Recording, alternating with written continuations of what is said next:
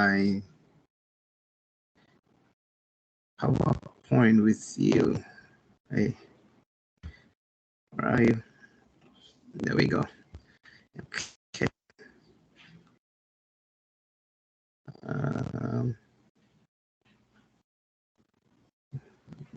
Where is...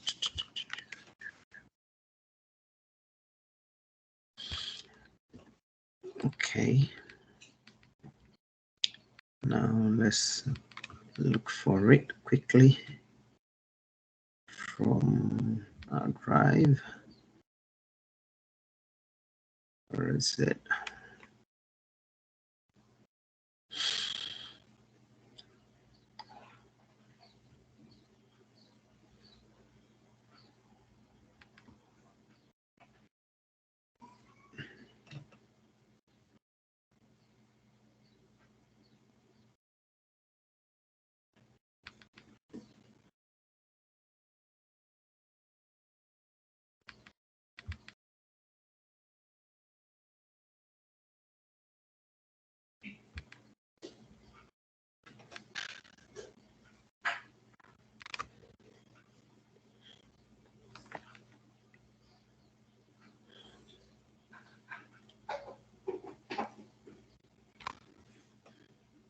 Are you able to see my my screen? Yes, Professor, we can see the screen. Okay, thank you. Perfect.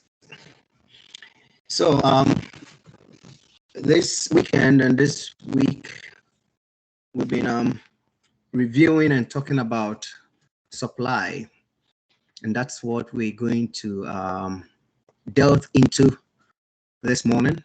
And if there is any other information as to what we have to do from there, I will share with you after the class as well.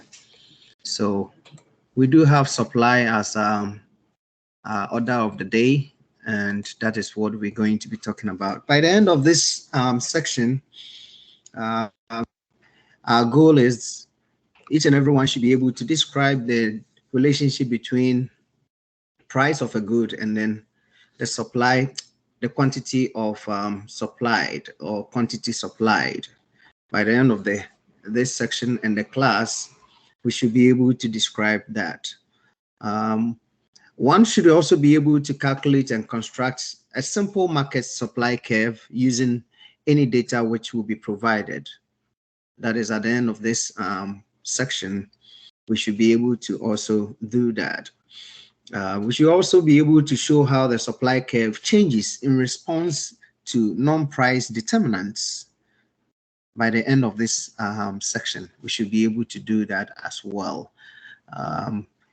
Nonetheless, we should also be able to illustrate the effects of a change in taxes and also subsidies on supply, what effects that comes with, and we should be able to illustrate that as well. And again, we should be able to do same by illustrating the effects in a change in resource cost and then technology on supply. Effect on of a change in resource costs and technology on supply.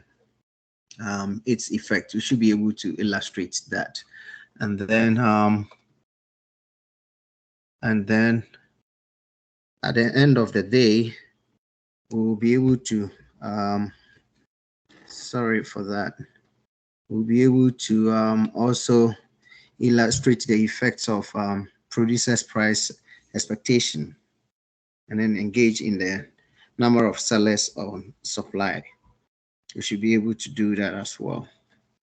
You should be able to do that as well. So that is our task for this very section, that by the end of this section, we should be able to practically put all these things into play.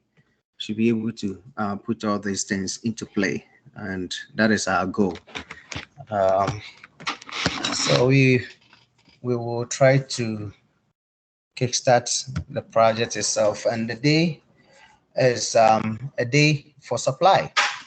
we have dealt with demand already, and these works hand in hand. Supply and then demand works hand in hand. If there is no supply, there will not be demand. And there is no demand, supply can never be available. And that is why these two works hand in hand. That is why they work hand in hand. So now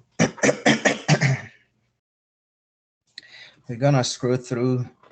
We don't have to worry about the topics as we dealt with it along the line.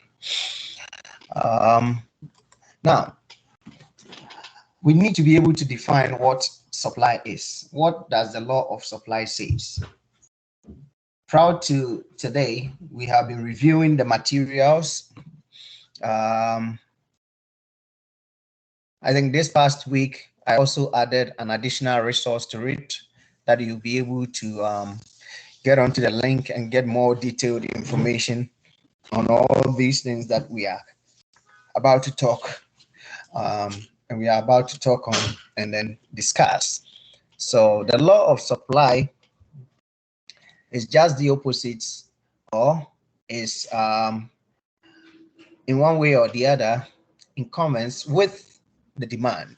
And the principle says, it's a principle in economics that states that as the price of a good, service, or resource rises, the quantity supplied will increase and vice versa. Okay, all things being equal, or all other factors remaining constant. Okay, all other factors remaining constant. When there is when there is the price of a good or service or resources rises, the quantity supplied will increase. It is just like you and I trying to go into business. If the business is so good and customers are buying, once you are getting money and you look like it looks like the money that you are getting is enough for you, or you feel it's okay, you definitely try to do what? Put in more resource to produce more. Okay, because there is demand for that kind of product. So the price shot up, people are buying. What you're gonna do is you will also continue to do what? Produce more, because you need to engage the demand, or you need to engage the consumers. So those who are demanding for that supply are just propelling your ability to do what? To produce more. And that is what this law of supply is telling us. Okay, it is just telling us that this is how a real market reacts.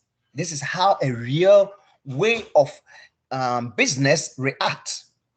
Okay, and at least we will be able to get more information moving forward, and how it also reacts in certain situations. Taking off the last part, which is all other factors remaining constant.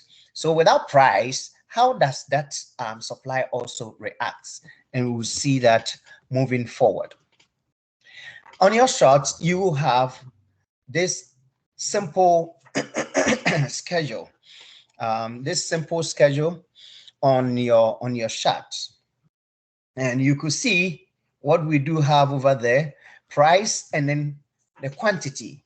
Okay, price and quantity, you know. And just as we spoke about demand last week, when the price of that good or that commodity is being sold at, say, $400, 400 yen, 400 kobo, 400 any denomination or any currency that you are using, the producers or the suppliers will be willing and prepared to do what? To supply 2,000 pieces. Okay, they'll be prepared to supply 2,000 pieces because the price has risen or is at what it is, $400. Again, when the price reduces to 325, you see the change. There is a sharp change right there. And you can see that it is decreasing, or they decrease their production from 2,000 to 1,750. Again, we don't have to forget about the law, and the latter part of it says all other factors remaining constant, because we are dealing with price and quantity here. You can see that over there, price and quantity. So all other factors remaining constant, this schedule that we see here is always true and is going to be true. All other factors remaining constant. Okay, so when the price of the product reduces to $250, guess what?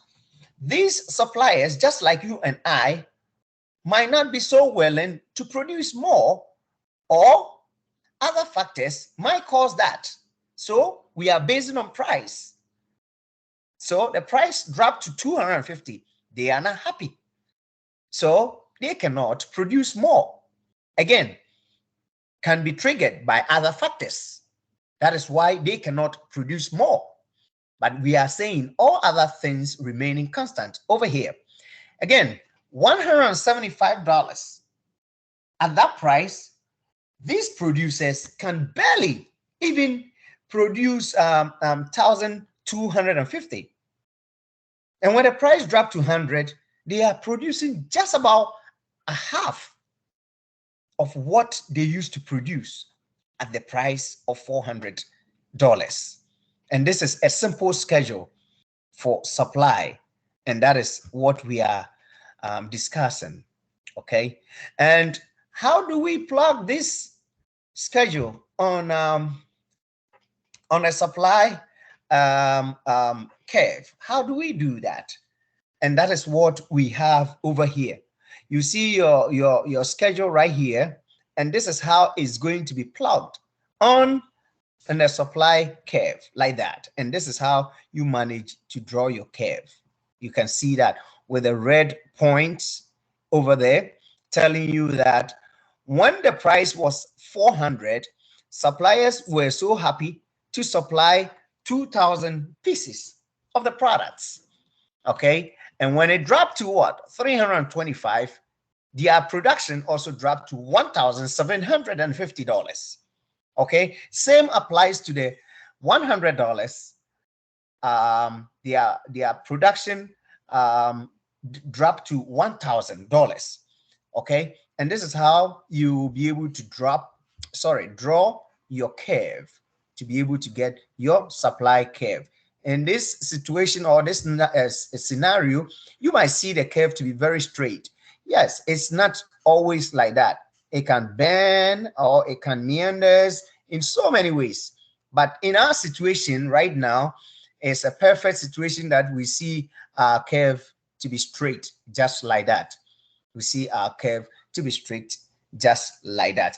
And don't forget, as we said the other time, the demand curve, the supply curve also slopes downward, okay, from, upward from left to right, okay, and that is the supply curve for you. That is the supply curve for you. So you see Professor, that. Yes. sorry, I have a question. Pardon me. Actually, for suppliers, usually when the quantity increase and the production increase, they usually further discounts because the cost of one product from this stock costs less than they produce a less quantity. So does it contradict with the law of supply, or does this phenomena have another law to describe? I don't get that question. Can you repeat yourself? Yes. Usually in factories or for manufacturers, when they produce higher quantity, they offer the price per piece at a lower price than the one they usually offer. because since they produce more, the cost of one piece is lower than producing less quantity of this product. So therefore, I don't know if it contradicts with the law of supply or it has another law to describe the phenomena. Okay, thank you. I got what you are saying. That is very true. In a perfect situation, okay, don't forget the law again. All things remaining constant. Okay, in a perfect situation, a company will try to produce more to reduce the overhead. In other words, a company might also decide to produce less to reduce the overhead. It works in both ways. Depending on the situation the organization finds itself. That's why we will always keep that law intact and repeat it again. I have said this more than 4 or 5 times. All other factors remaining constant. Today, I am an oil, I am an oil producer. Okay, let's use that. I produce gas, oil. All right. Now, it has been very difficult getting the crude to refined. Okay. Therefore, all other things apart from price is affecting my business. How do I maintain my business? Would it be good if I cut supply? Would it be good if I reduce my production to be able to retain my profit or to break even?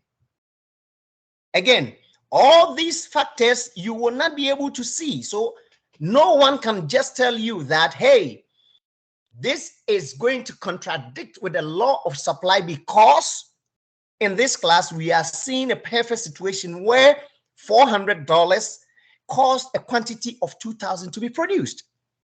There could be a situation where $400 could cause the producers to produce more, depending on other factors. I have mentioned this several times.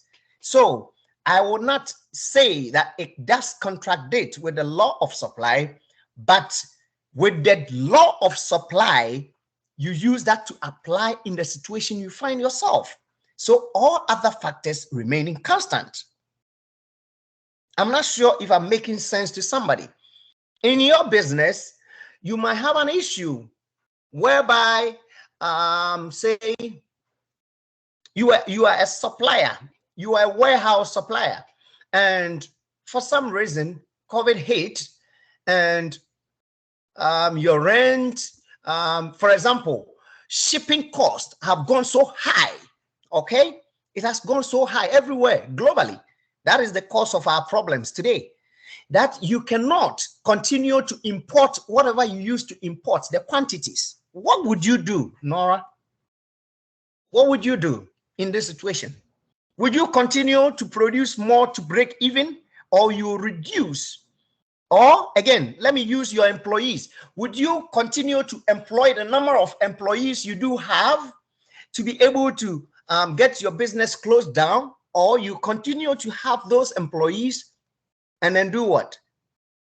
So it is up to the situation you find yourself. Am I making sense to somebody here? Yes, more clear now. Yes.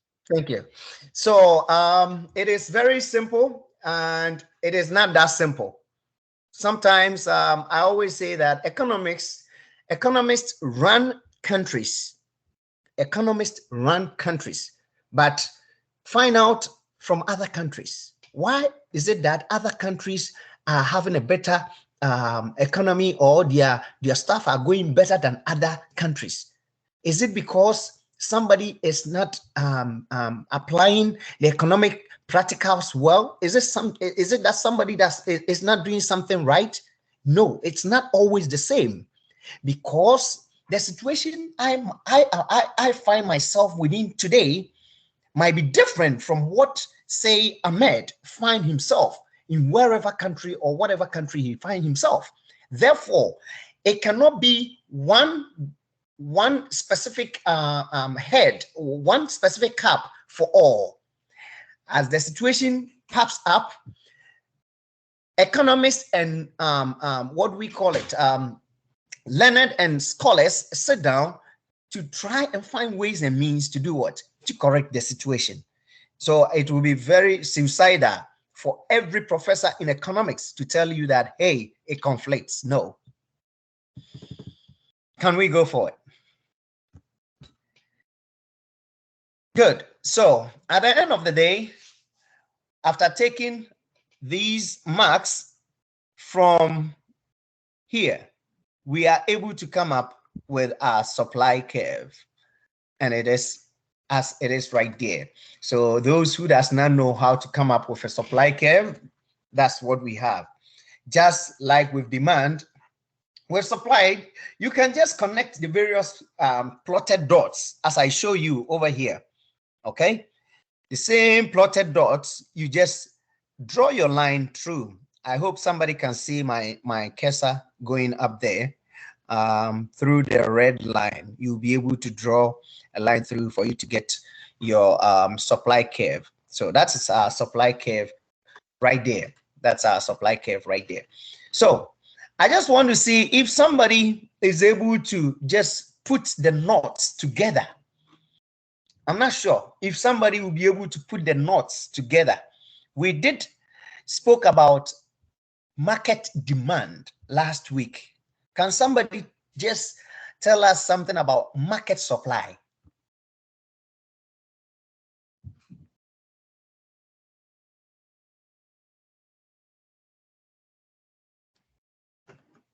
I guess it is. Okay, Noran, go ahead. It is a superposition of the quantities that are the suppliers are willing and able to supply market for each price. Okay, thank you so much, Noran. So as Noran said, it is the aggregate, supply, the total quantity of all the supplies that comes together to make a market.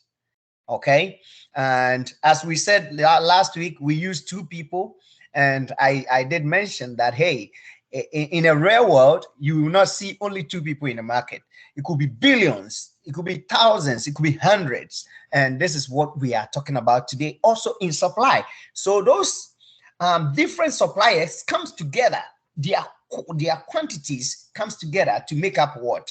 The quantity supply, in other terms, the market supply, So individual firm supplies, as you can see over there, we have glass cup supply schedule. You can see that, right? You can see that glass cup supply schedule is there.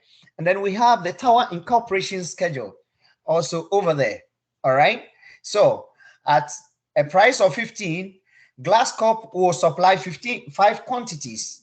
Okay, and at a price of $10, they will supply 3 quantities of their produce or their whatever product they are manufacturing. Could be glass, it could be anything that they do supply and or produce. So at that price of $5, they will only produce 1. They will only produce 1. Again, moving to the tower incorporation supply schedule, you could also see a similar scenario whereby at the price of 15, they can only provide what? 4 quantities. Okay, and considering the price of $10, they can also produce only 3 quantities. And at the price of $5, they produce 2 quantities. Okay, moving forward, you will find out that this multiple or this individual firm supply comes together, okay, to become that market schedule. That's why you have multiple firms supply. So we have this glass cup plus tower incorporation coming up with this, okay, coming up with this. So at the end of the day, you see that at the price of 15, with the forces of Glasscorp and then Tower Incorporation, they are able to produce 9. Okay, if it is glasses that they do produce, with their forces or with their human resources, with their capacity, they come together, they are able to come up with what? 9 quantities. And when the price is at $10, they both come up with what? 6 of the products. Okay, when the price reduced to $5, they can only afford to produce what? 3. Okay, and this comes up to become your market supply. This comes up to become your market supply. On the curve, you'll be able to see right there, as I indicated earlier on, you just draw that with the points, okay? And at the end of the day, you cross through to draw your curve. So from here, you could see the Glasscorp over here and the Tower Incorporation, their supply. And these two, we put them together to get our market supply curve, which is the red one over here, as you can see, with the market supply curve with an S over there.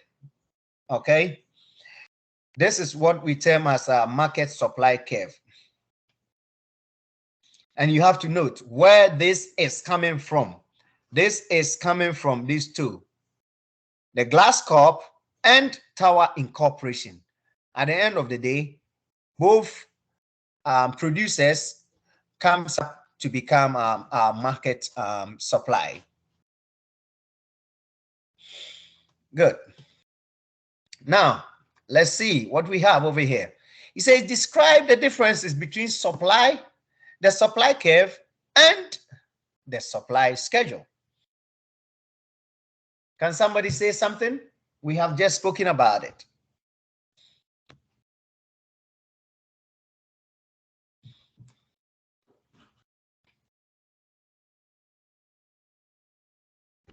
What is a supply schedule?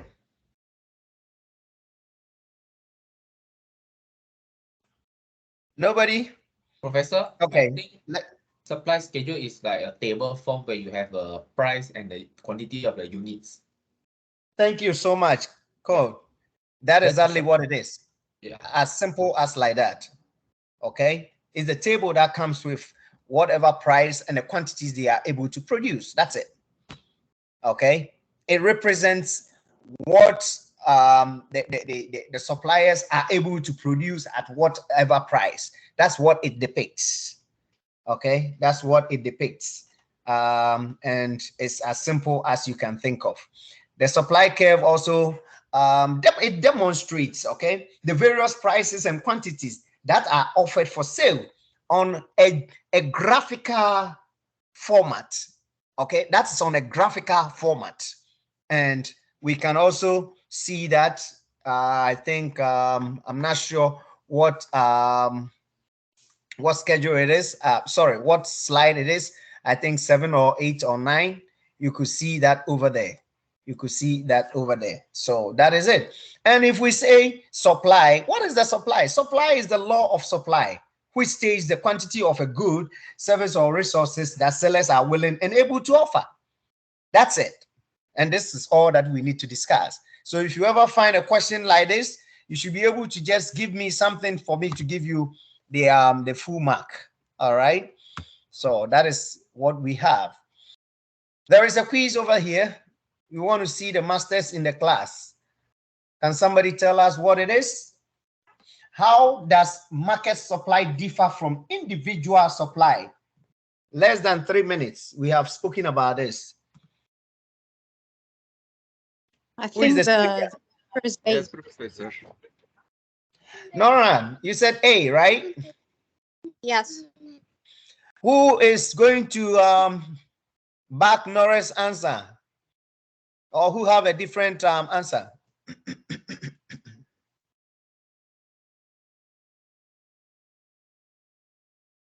Nobody?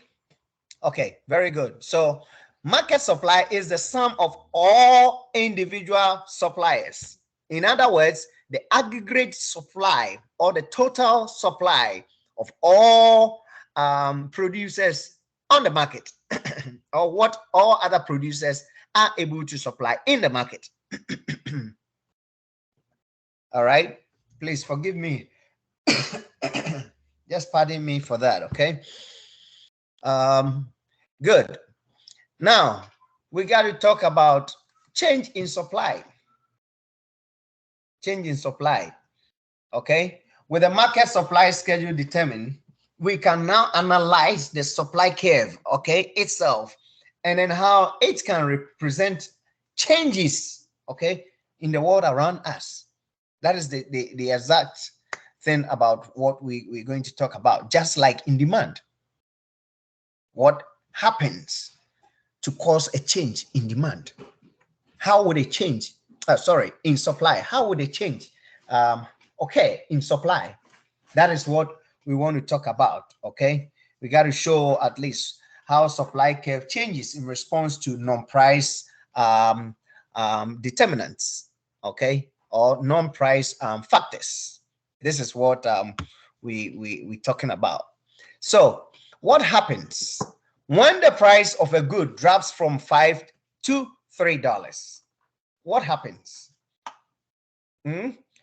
What happens? Can somebody say something? What happens when the price of a good drops from $5 to $3? Yes, the quantity supplied becomes less, reduces. Very good. That is, with what we know right now, with what we know, you can imagine that all things being equal, automatically we're going to have a reduction, okay, in supply, or price will drop. That is, all other factors remaining constant. Thank you so much. Let's move forward. So that is what you will be able to see right there. Change in quantity supplied. Okay, you could see right there. Okay, when the price drops, okay, the quantity decreases. You see, moving to the left. I hope we all can see the arrow, right? We all can see the arrow. Okay, so the price decreases. Again, all other factors remaining constant. This is what we call a change in quantity demand. Sorry, I'm not sure why I like to get through demand. Maybe I like to demand from you a lot. So that is quantity supplied. Okay, this is what we term as quantity supplied. Change in quantity supplied. When there is a change, or when there is a reduction in price, the entire thing gets decreased. Okay, and that is what we do have. Okay, good. Let's see. If you do not understand anything, please feel free to just get my attention, and we'll be able to get that clarified. Okay, change in supply. Change in supply, what does that also mean? Change in supply, we can get a change in supply also. Okay, if a non-price variable changes, this is a move, okay, or a shift of the entire supply curve. Okay, this is just a move or a shift of the entire supply curve. And I'm not sure if I say non-price variable, I'm not sure if somebody can tell me that this is going to be the non-price variable which will change to cause that change. No. Again, Noran, I will not be able to tell what will happen in that organization where they will reduce their supply. That is a non-variable change that can happen in so many ways. So that is supply, increase in supply, or a change in supply. Okay, that's a change in supply, and that is what we have right there. So an increase in supply, or right there, you see it, it's going to move to the right, and you can see that. Okay, an increase in the quantity of maybe the good or services that they produce or supplied at every price. Okay, and this is also a graphical representation. This is a graphical representation. And whatever we put on a graph, don't forget, can also be put in on a curve. Okay, can also be put on a curve, and it can also be put on a schedule. Okay, so in the future, if you are given a curve or a schedule to just bring out any of the other two, you should be able to do that. Okay, so this is an increase in supply. Yes, on the other side, we can also experience a decrease in supply. We can also experience a decrease in supply. Okay, so that is exactly what we are talking about. It's left and right, or hand go, hand come. A decrease in the quantity of goods or the services suppliers supply will at every price, will be able to, when there is a decrease in supply, it means it's going to have an effect on price, or a price will have an effect on the decrease of supply, all things being equal. Okay, the decrease in the quantity of a good or services or resources supply at every price is going to decrease. Okay, and when there is a decrease, it's always going to go to the left side. It's always going to go to the left side.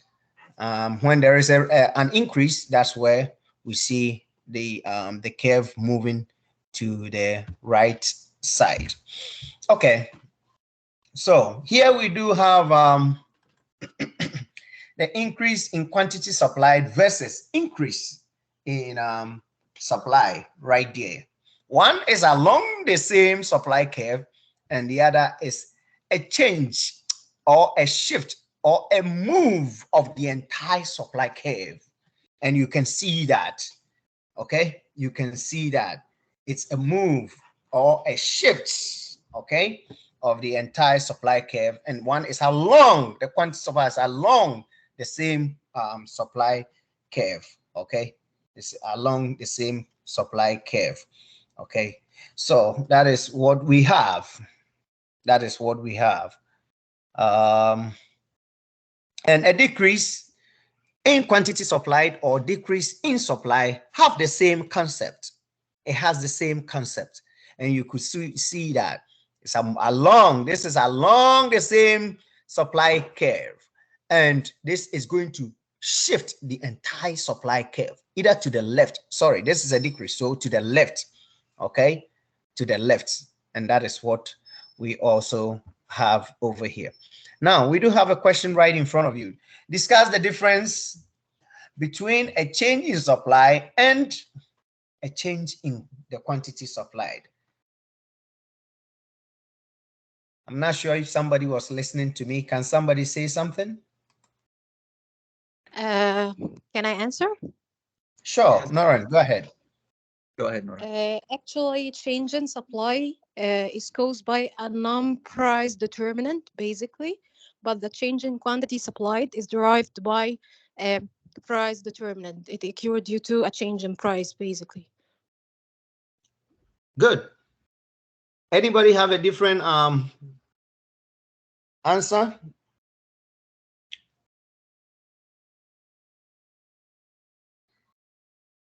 Anybody have a different answer? Anybody want to give a shot what it is? Okay, so that's what Noran just gave it to us. A change in supply occurs when one or more of the non-price determinants of a supply change.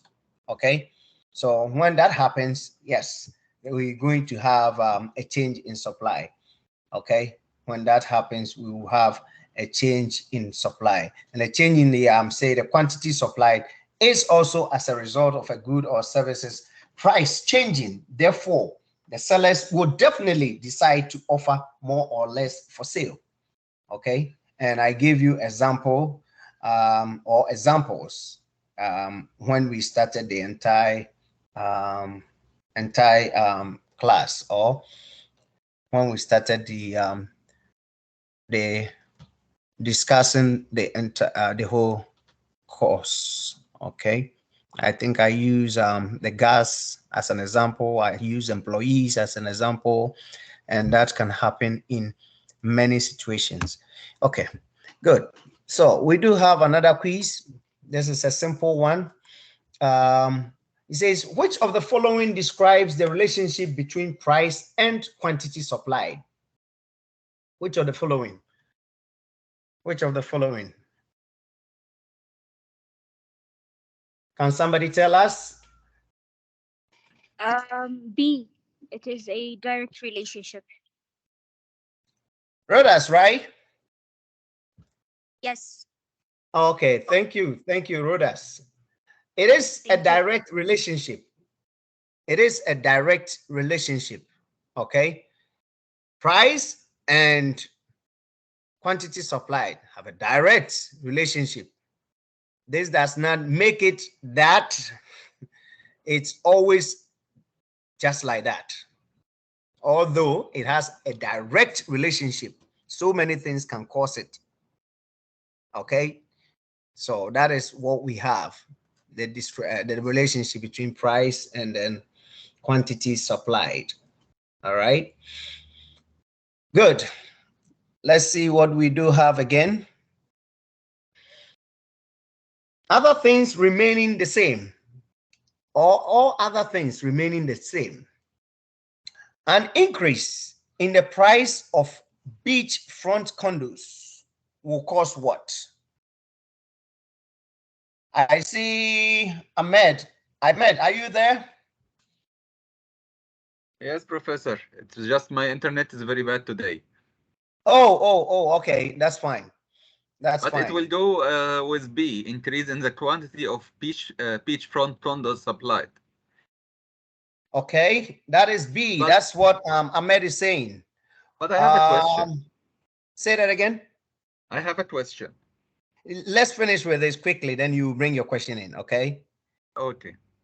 Judlin, what do you think?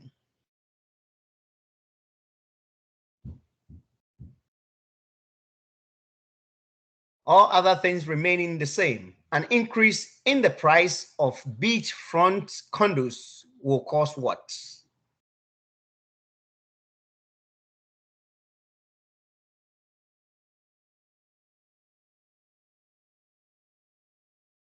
Olia, are you there?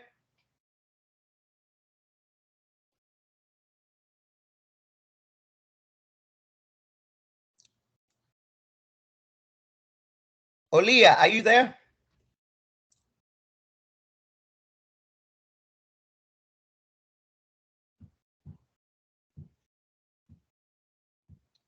Okay, Rudas has spoken, Noran has spoken, Ahmed has spoken.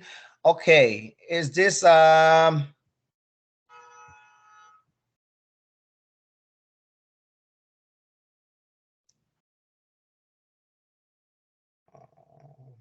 Cole has spoken? Okay, want to make sure that we get each and everyone active on the class or in the class. Olia, go ahead.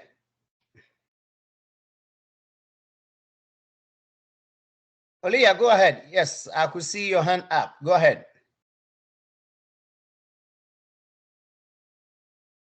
Okay, anybody else have a different answer?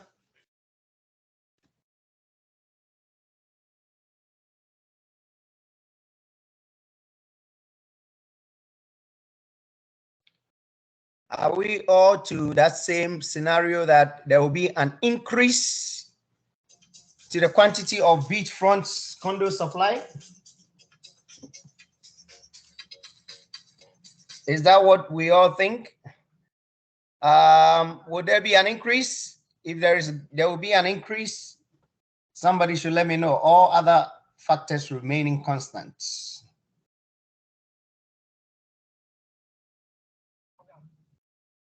Would there be an increase?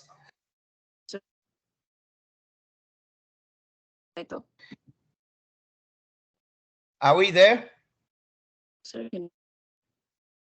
Yes, sir.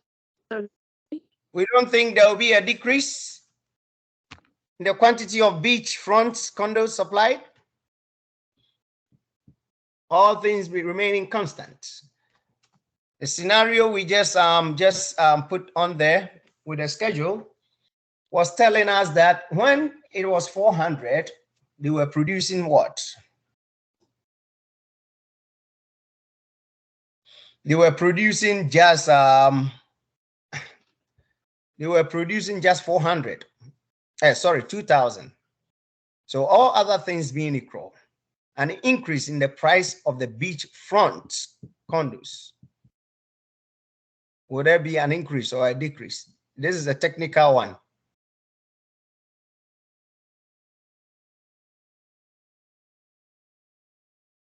Sir, answer is letter B. B? Letter B, sir. Increases the supply of beachfront condos. Increases. Can somebody justify that?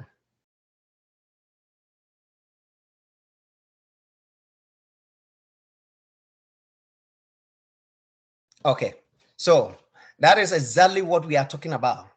Is going to be a decrease. That is A, okay? There will not be an increase, but there will be a decrease because of the price, because they say all other factors remaining constant. So if the price goes up, yes, there will be a decrease, okay? There will be a decrease, and that is what we do have. That is, the answer is A, okay? Are we all on board?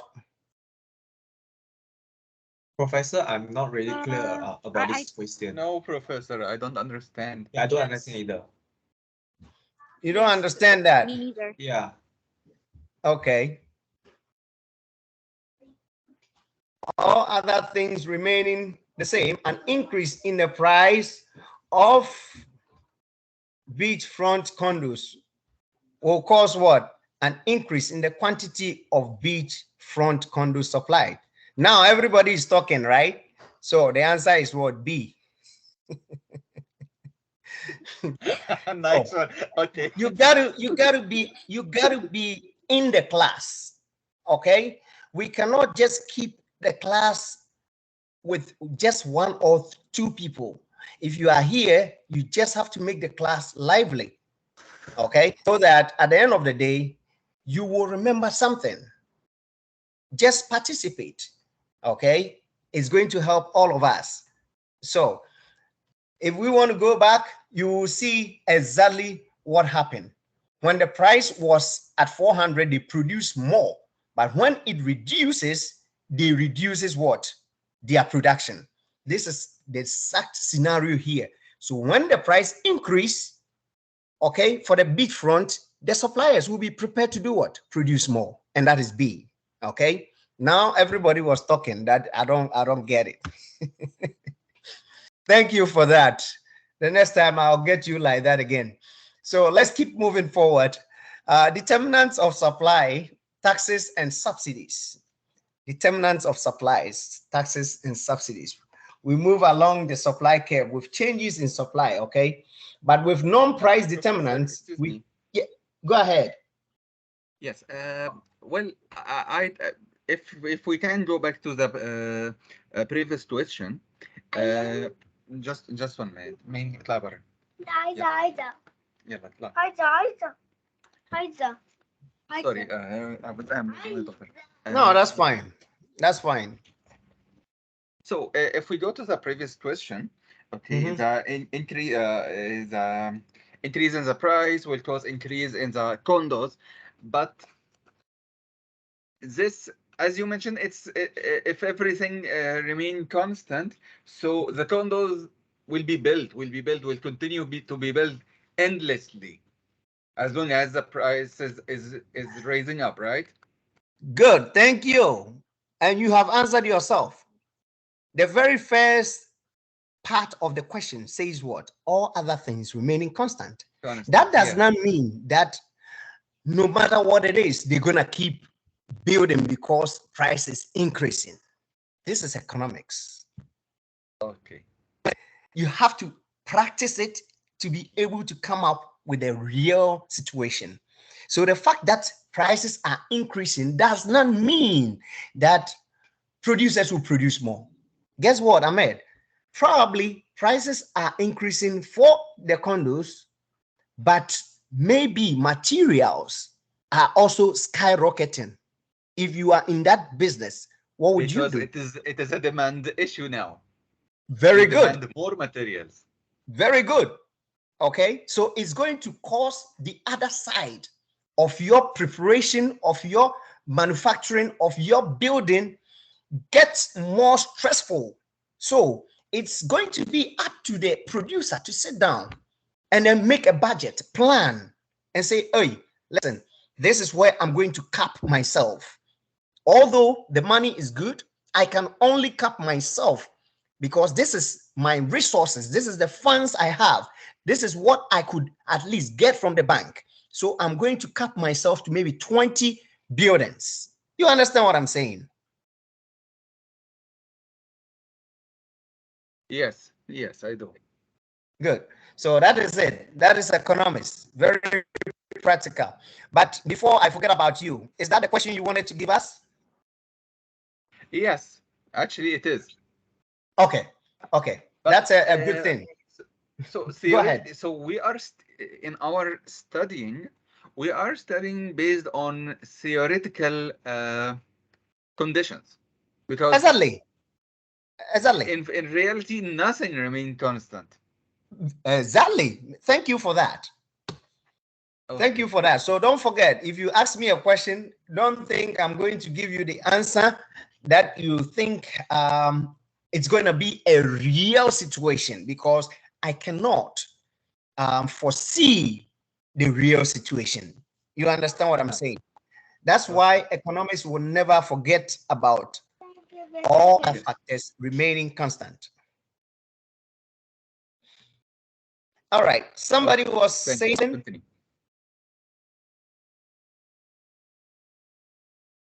Go ahead, Ahmed. No, I'm saying thank you. No, thank you. I like students who try to participate in the class, and you are building your own knowledge. All right. Thank you for that. So let's keep moving forward little by little, and then we have some of the non-price determinants of supply. These are some of them, non-price determinants, because there are other things that can cause supply to change in other countries, in other parts of the world, not only subsidies and taxes. So I will say some of the non-price determinants of supply is subsidies and taxes. Okay, subsidies and taxes. Who can decide, who can define, or who can, in a simple terms, tell us what subsidy is?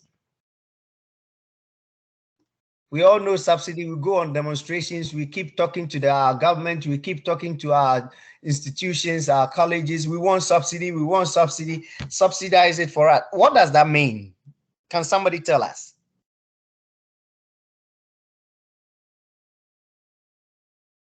A sort of financial aid. Okay, go ahead. Finish. Thank you. Go ahead, Noran. I was saying that it is a kind of financial aid from the government or from school side, or this stuff financial related to fund mainly. Good. That's good. I like that. Just that I still want to ask another question. What is financial aid? So can somebody give us a simple and it's okay. Your definition is good, but I just want us all to at least come to the level that everybody will get it. It's good. Your answer is not bad. Okay. But what is financial aid? Does somebody know what it is? Money or something like grant. Okay. What about we say we all know about support, right? Yeah. Okay. So it's a form of support that an organization or a government or an institution used to cushion its members or the community or the country as a whole. So the government will support you in one way or the other to be able to stabilize your business, or to be able to at least compete with foreign companies or organizations or whatever it is. So that is subsidies. I'm not sure if somebody will also be able to give us something else, but hey, don't worry about it. Financial aid is right there. The government will aid you by giving you support, assistance through any sort of financial assistance. Okay, just that I want us to understand it in a simple term. What about taxes? Do anybody pay taxes? Do anybody like paying taxes? No, no one likes taxes. Oh, I love to pay taxes. I love to pay taxes. So what is taxes? What do we mean by taxes? What is it? Is it a payment made to government? Okay. Taxes make it more costly to supply goods and services. As a result, whenever there is taxes, people get to feel the impact. I believe wherever you find yourself, if you are not in an oil country, even in an oil country, people will be telling their government to take off the taxes, take off the taxes, take off the taxes. Okay, so taxes make it more costly to supply goods or services at each quantity. All right, causing our supply curve to also shift to the left. Okay, this is a non-price determinant of supply. Okay, so that is taxes for you. It's a payment we make to the government.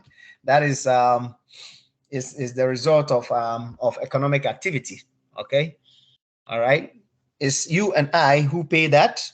So it can be paid by an individual or a corporate body or an organization, you might say. All right. So that is subsidy and taxes for you. Subsidy and taxes for you. Taxes, we have the definition right there. We have already deliberated on that, and we understand what it is. So we have the impact of taxes on supplies right there, and I just mentioned that because it makes what? Taxes makes it makes cost, right? It makes cost to all the cost associated with our production. It makes it more expensive. Okay, so as a result, it causes that kind of production to reduce, or suppliers, it causes more burden on the suppliers. As a result, they find a way to do what? To reduce that. So it's going to cause the supply shift to the left. That is taxes, and we can see that right there is moving to the left from this curve to the other curve. That is the supply tax on supply. Okay, and we do have the subsidy also right there. We do have the subsidy. It's a payment made by government that does not necessarily require an exchange of economic activity in return. Subsidies most often take the form of payment to business. Okay, so that is subsidy. That is subsidy. It makes it less costly to supply goods and services. That's why I cited an importer who will be getting a subsidy from the government, who in one way or the other think, sorry, we were talking about the condos. Okay, so as the price keep increasing, they may try to produce more, as me and Ahmed was talking about. But how do you know? Would you keep producing? If the subsidies comes in, yes, it's going to cushion you in a way. If the taxes also comes in, what would it happen? Yes, it might give you some sort of burden in production. As a result, you sit by, you plan, you think through, and see where you cap your business or your production to be able to break even. And that is how business is run. That's how business is run. So you see the production, the supply curve shifting to the right because they got some cushion from the government. Okay, they got some cushion from the government. As a result, they will be able to reduce the cost of production. They will be able to reduce the cost of production. All right, determinants of supply: resource costs and technology. Resource cost and technology. what does resource, cost, and technology does to supply. Okay, as I said earlier on, there are other determinants of supply. So we've seen one or two, which is subsidy and taxes. Here we are with other non-price determinants of supply as well, which is resource cost and then technology. Okay, resource cost and technology. You know, this is also another way by which suppliers or supply can get affected. Okay, this is a way that a supply can also get affected. That is resource costs and technology. I believe in a discussion I might have mentioned resource cost. Okay, resource, the inputs used to produce goods and services, also known as factors of production. Resources fall into one of four categories: land, labor, capital, and entrepreneurial ability. We have said this when we were discussing, I think, fundamentals of economics. We came across this, and I just also gave an example with this when I was talking to Nora. All right, that if there is an increase in production, or there is a problem in an organization, if Nora's question was will the law of supply contradict with the real situation on the field? And I cited that, for example, labor. Okay, would you be able to keep all your employees if they are 10, while prices of your products or your primary supplies that you use to manufacture your goods are skyrocketing? What would you do? Would you keep all these things?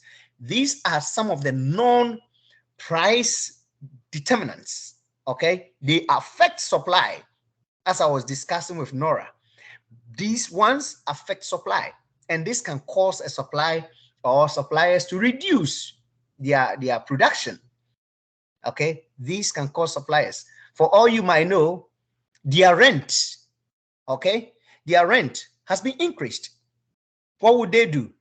Would they move into a cheaper area with a smaller landmark so that they will be able to at least contain their expenditure and their employees' expenditure, or the general expenditure operation of the organization?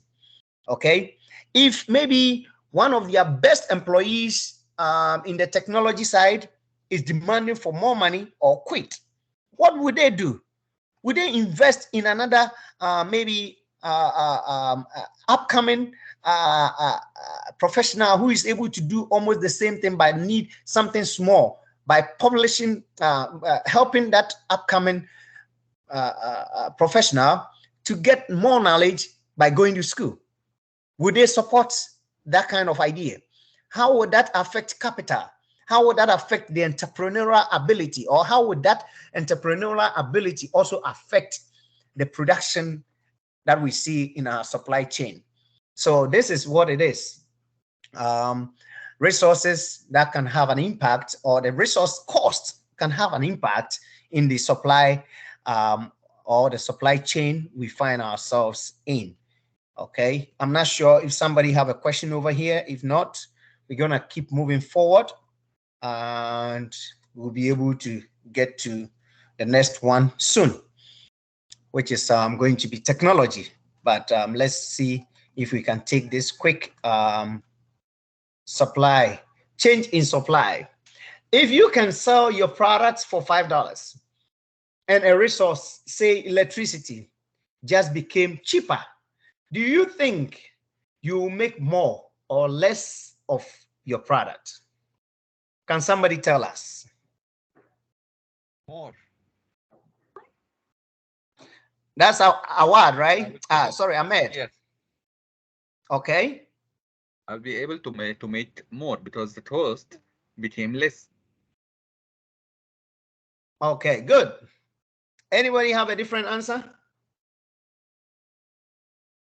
This is automatically what it is.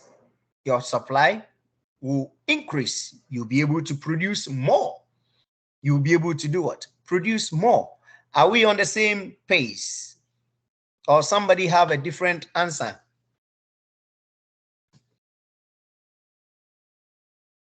Somebody have a different answer?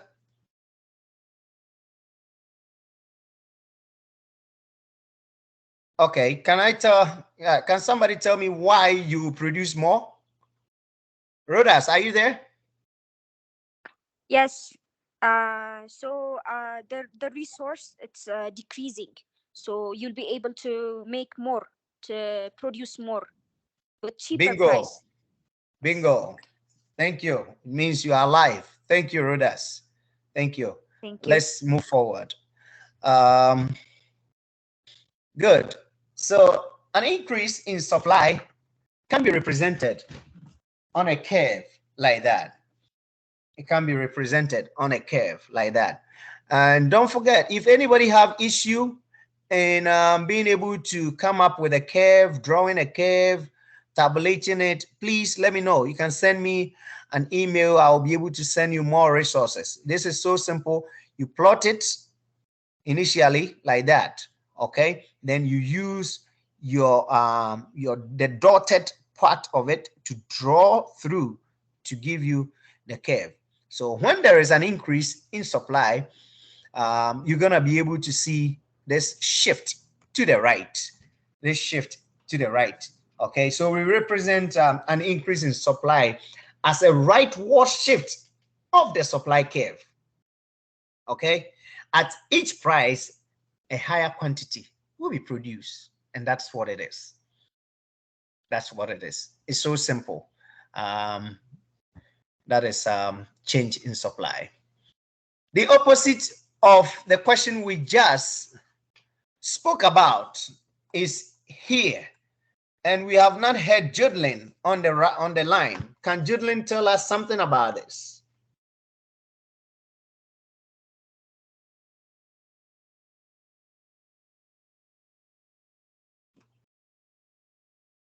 Is Judlin there?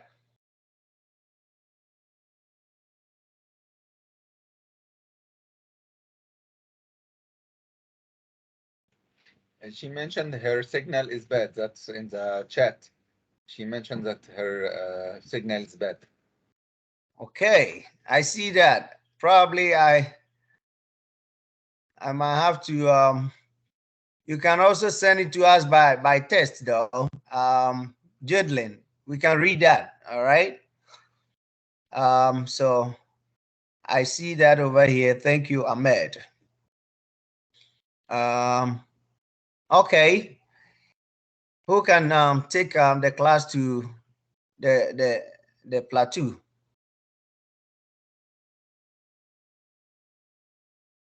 Clement, are you there? Is Clement on the line?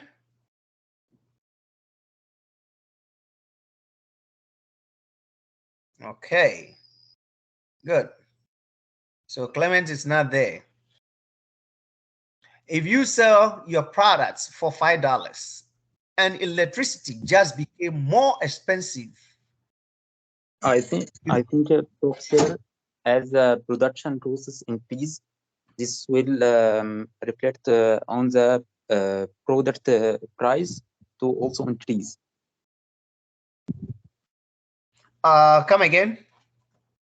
I think as a production process, which electricity part of it become more expensive, this will reflect on our product to be more expensive and increase in the price.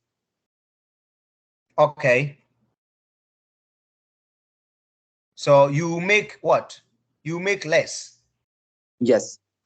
Very good. All right. Very good. Thank you. So this is just so simple, and we are talking about all things remaining constant. All right. Just using one scenario, which is price.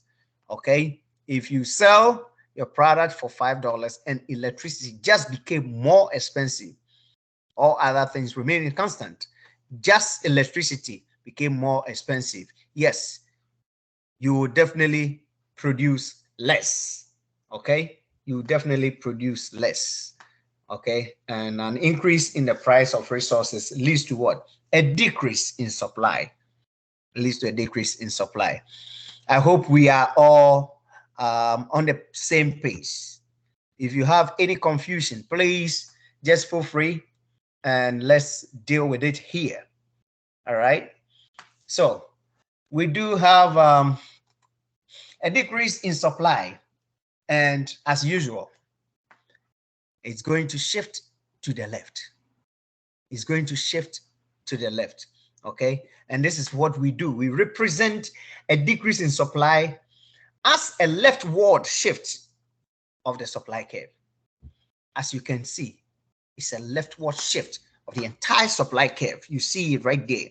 At each price, a low or a lower quantity will be produced, as Ahmed said. Okay, because the price is what? It's expensive. So the decrease in supply, this is what happens, or this is the effect. This is the effect. This is what you see with a decrease in supply. Good. So changes in resource prices can increase or decrease supply. Changes in resource prices can increase or decrease supply. All right, this is what we have just said. So all things being equal, we can have an impact, okay, of the resources, okay, that we do have. Okay, it can cause that.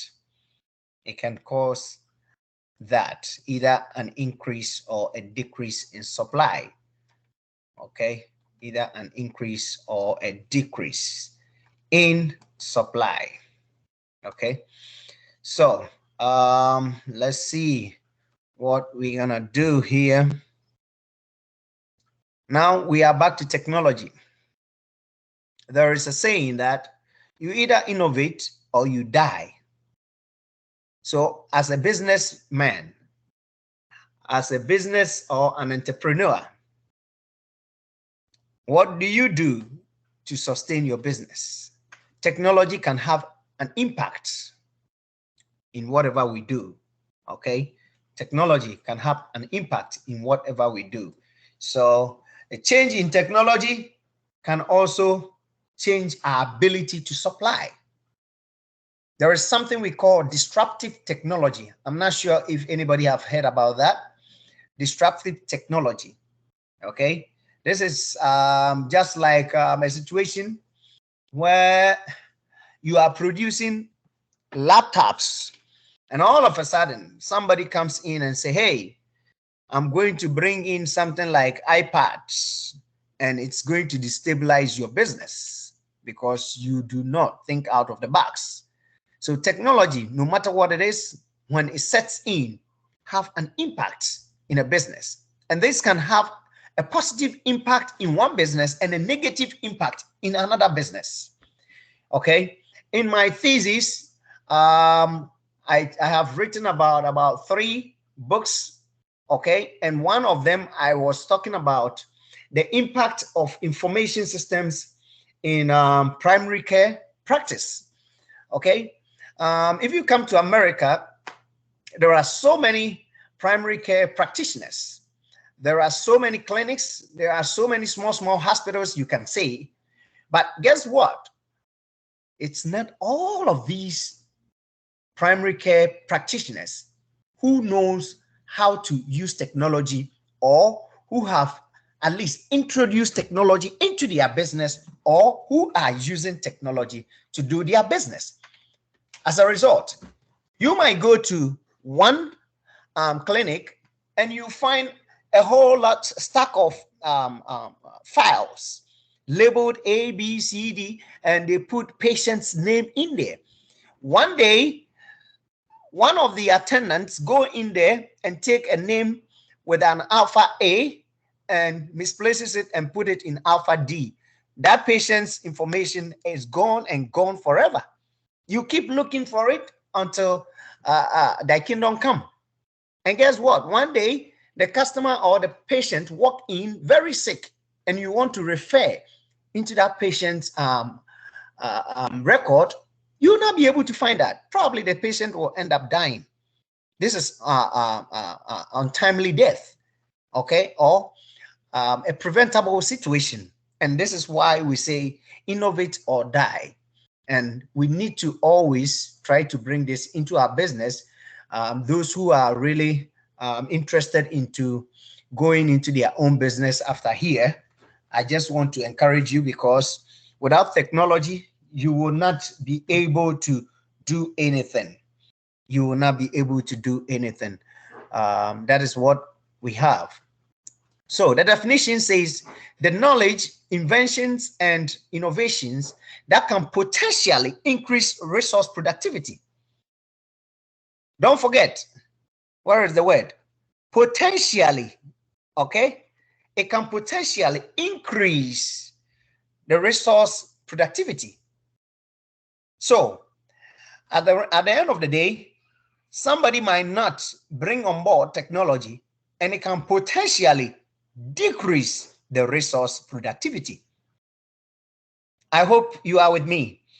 And as I was saying earlier on, a whole lot of these medical offices are going to go into a whole lot of problems, because at a point, they will not be able to do what? Keep up with their patients' updates. And guess what? I wrote about another thing too, the impact of interoperability in the medical, primary medical health.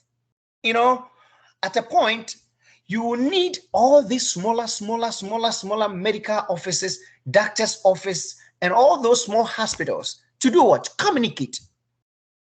Because today, I see Dr. A, I have a problem with my ear, okay?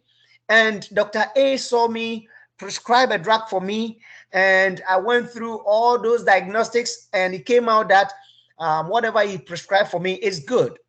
Fine. I took that medication or whatever treatment that they put me through, I went through. And eventually, I came out and I was healed, okay? So once I was healed, now what is next? You don't know when that same problem is going to arise. Assuming I am a patient in New York and I find myself in North Carolina visiting a friend or a family, and I happen to have the same issue again, what happens? You will have to go to a hospital. They will have to do this same diagnostics that was done in New York. Okay, this same process which was done in New York has to be done again on you. One, they are wasting time.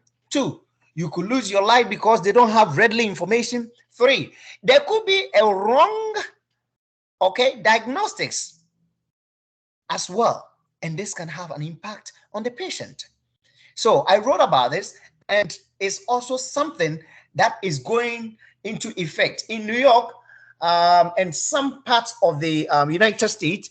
Most of the big hospitals and the government hospitals are able to communicate now.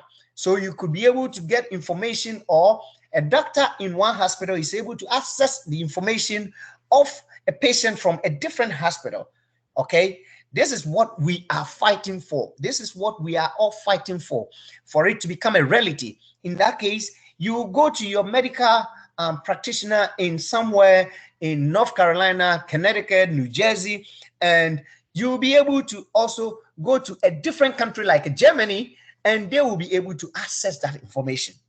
That is interoperability in the primary care industry. And it's my goal that at the end of the day, people will understand this. But the only issue I came out to see is that most of these specialists are afraid they will lose their specialty value. Because at the end of the day, if you look at me, if you take care of a patient, you have to document all that information. It has to be in the system. Any medical practitioner can just look at what you have done and also do what? replicate it. So they are afraid to do what? To work with the techno people to be able to come up with this. But we are talking about human life here. So technology becomes very important moving forward into business. So those who want to go into business after here, I will urge you to just make sure that you do not let technology be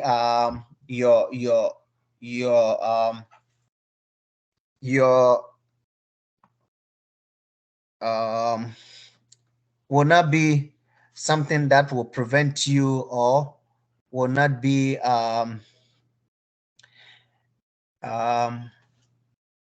will not cause you to at least go into business or make something good out of it. So be ready to at least come up with a strong decision in technology to build your business. So technology can have an impact in an organization, and this is the impact, an increase, okay? An increase. So once there is an increase in the supply based on technology, don't forget, this increase can also cause a competitor to do what? Decrease. So all other factors remaining constant. An increase in somebody's supply can cause a competitor to also do what? Reduce or in production, because they might not be able to compete. They might not be able to compete. So that's what we're talking about. Technology in the real world. Technology in the real world. Okay. At times, our ability to use technology to increase supply is diminished, no matter what it is. For instance, we could use fracking to aid the production of natural gas, but government regulations sometimes prohibit the use of this technology based on political concerns. Go what? In America, we could use technology to do what? Fishing. Guess what? There could be a government what? Regulations prohibiting that. Okay, this is what we are talking about. At a point, technology will also have its endpoint. I'm not going to say endpoint because technology does not. It will have its limit. Okay, it will have its limits that it can go, how far it can go. For example, we have solar. Now, electricity is very expensive. The price is skyrocketing everywhere in the United States. But guess what? If you build your house and you want to have solar powered, in New York State, you cannot go more than 98% of your capacity. Guess what? No matter what it is, they are expecting you to pay something. This is what technology can also bring. Okay, at a point, it will have a diminishing feature or a limiting point. That is what technology is also all about. And no matter what it is, this will it will actually see a reduction in the use of technology. Okay, and that is what we have here. So a decrease in supply as a result of technology can also be seen here due to government regulations and preventing people from using it and all those kind of, at a point, people can innovate so many things. But if government regulations does not allow it, it's going to be difficult for you to come into operation.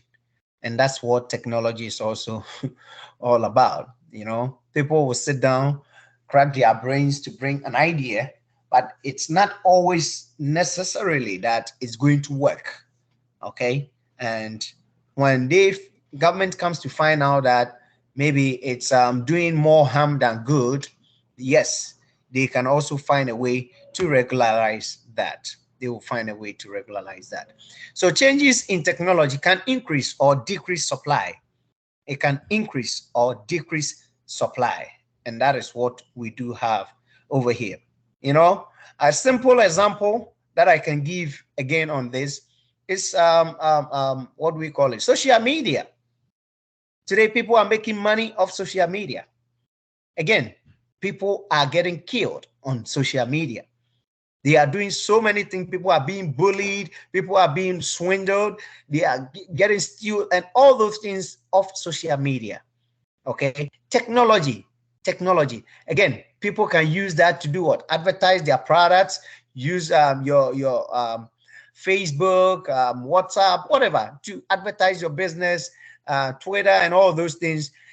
But at the end of the day, it will have a downturn also, and which can cause a decrease also in supply. I hope I make sense to somebody. Determinants of supply: price expectations and number of sellers. Price expectations and number of sellers. Okay, that is price expectation and number of sellers. Okay, what does that mean? What does that mean? You know, number of sellers and future expectations of prices can do so many things. These are non-price determinants as well. These are non-price determinants. So please don't forget, we have said more than enough on this. And I believe when it comes to the time that you have to give me something, you'll be able to tell me.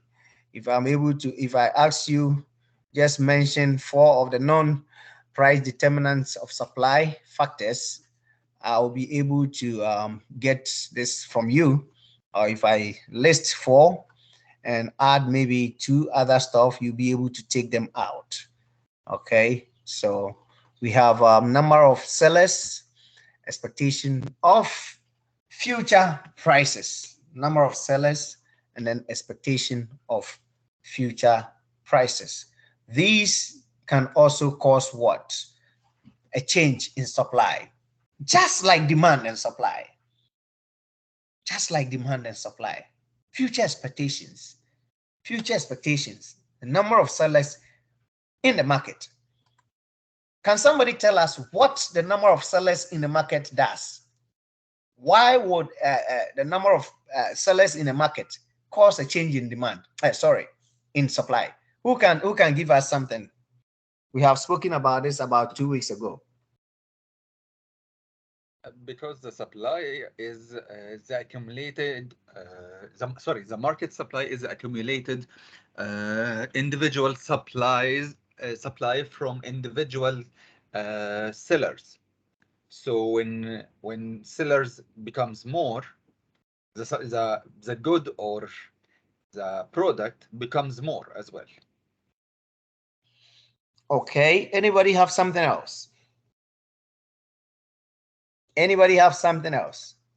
Why will number of supply, number of sellers in the market have an impact on the market, or in what way can the number of sellers in a market affect the market?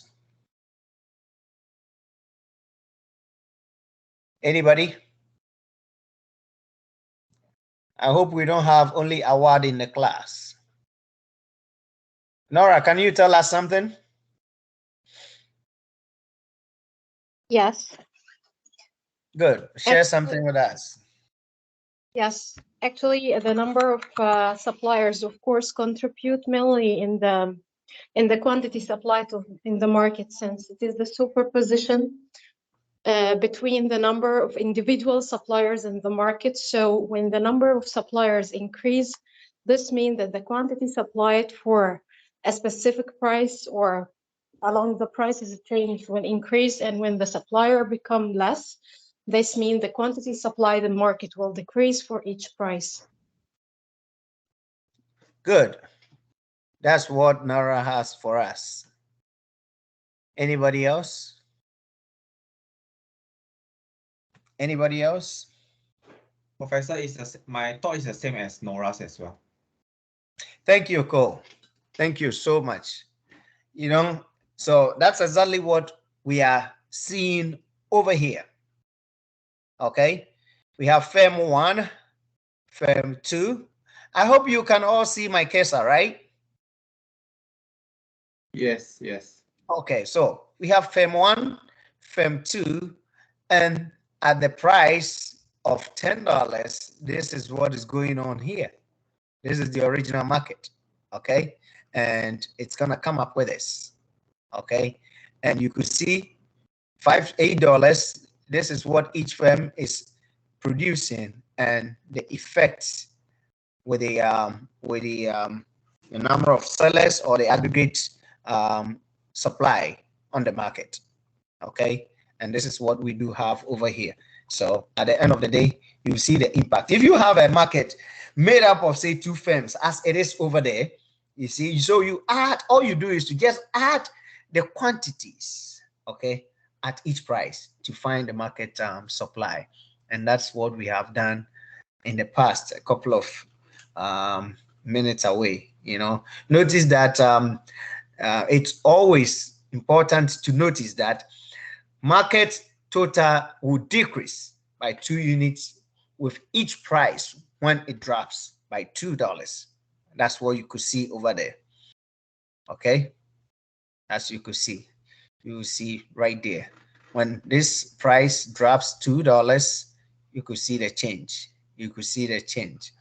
When this price $8 drop $2, you could see the change. You could see the change and the total on the market. All right, that's what we have over there. So that is and let's see what happens when you add a seller. Okay, when we add a seller, what do we have? Okay, when we have a new firm entering the market, okay, it's gonna increase the market total quantity, right? And you could see it over there. Okay, you could see it right there. All right, so now at the end of the day, there is an additional production.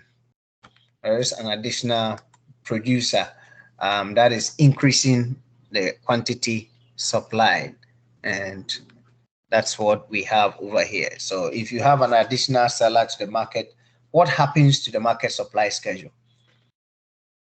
Can somebody tell us? If you have an additional seller, what happens to the market supply schedule? There will be increase in the supply. Thank you, Cole. So in that case, where does the shift, the market shift, shift to? To the right.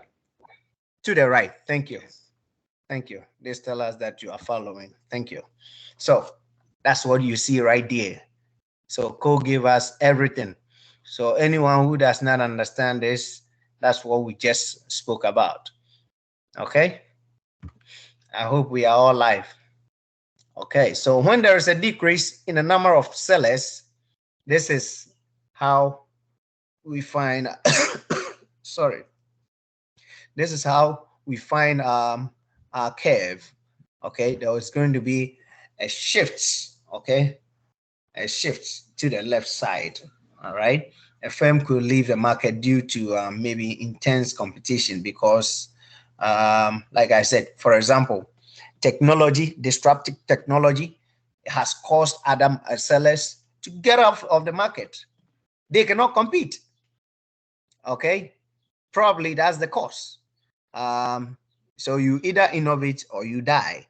You sit there and you think whatever you do, that's what you're gonna do every day.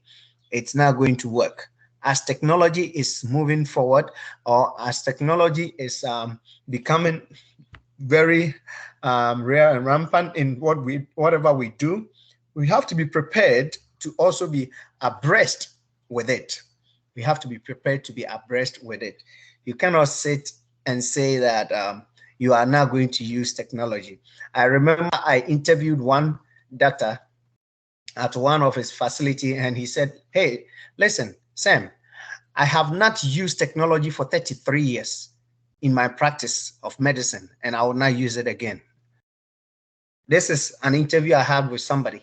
And I look at the gentleman, I said, well, you just don't want your organization to leave. It's going to die at a point. Soon as you die, or soon as you get to an age where your customers cannot relate to you because of the orthodox way of practice, your business is going to die. Okay, so probably there might be a decrease in the number of sellers as a result of what? As a result of intense market competition, and it could be through technology, and that is one of the issues that you might face in a market. All right. So let's see. Changes in number of sellers can increase or decrease supply. Do we all agree? Yes, Professor. Okay, thank you. So it has the potential to increase or decrease supply. So that's what we have. If you have any question, please feel free to let me know. Now, we do have seller expectations.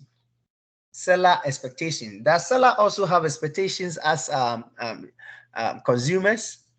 Yes, they do. Okay. Sellers do have expectations just like consumers, as we discussed last week. The anticipated future outcomes, including price or prices, okay, that sellers associate with the production of a good or service is what we term as seller expectations. Okay, this is what we term as seller expectations. You know, sellers expect probably things to change in the market. So what would they do?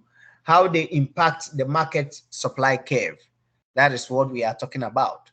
If you are a business man or a woman and looking at the situation we find ourselves, maybe you are into transport business, you have fleet of vans that you run, and you anticipate there is going to be an increase in the price of gas. What would you do?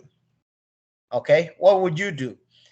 You will be able to do something. You will be able to at least put plans in place to be able to mitigate whatever expectations you have. Well, you produce bicycles, you produce you produce anything. You expect price to change because of the situation we find ourselves. What would you do? You put plans in place to mitigate the future outcomes. Okay, so that is what sellers will also do. You know, that is why when you go into a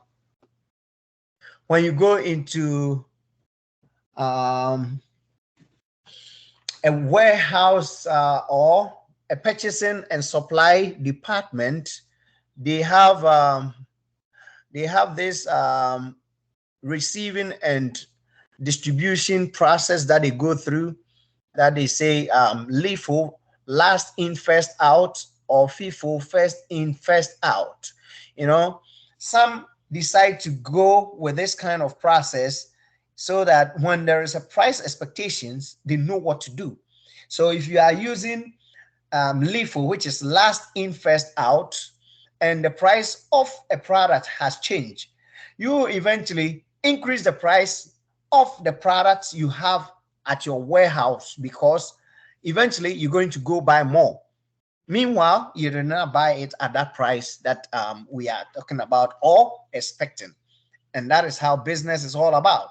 You should be able to at least sit down and sometimes read the market and see how it's going to affect your business. That's why we have research and development departments in organizations. All that they do is to do researches.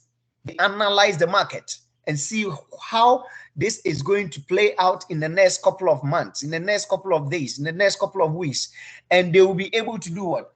And have a game plan as to how to at least roll out their business. Okay, that is why we have R&D. And if you ever get into business, the only good thing that can help you develop your organization is to make sure that you invest in R&D. You go to some organizations, their R&D, they don't care about them because they feel like they don't give them anything or they don't see anything coming out of them. But it's a very important important agent of an organization because they based on their information to do so many future adjustments. Okay, so sellers' expectations, that is the anticipated future outcomes, including price or prices that sellers associate with the production of a good, service, or resource. Good. Effects of expectations. I have said more than enough. Expectation can impact markets.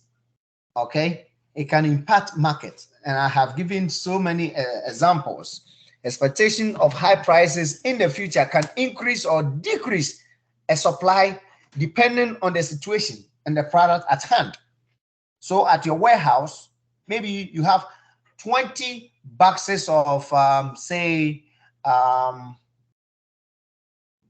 manufactured glass, okay, and you are using LIFO or you are using FIFO. How do you come up with a better pricing system, okay, to be able to mitigate the future expectation, the effects of the expectation?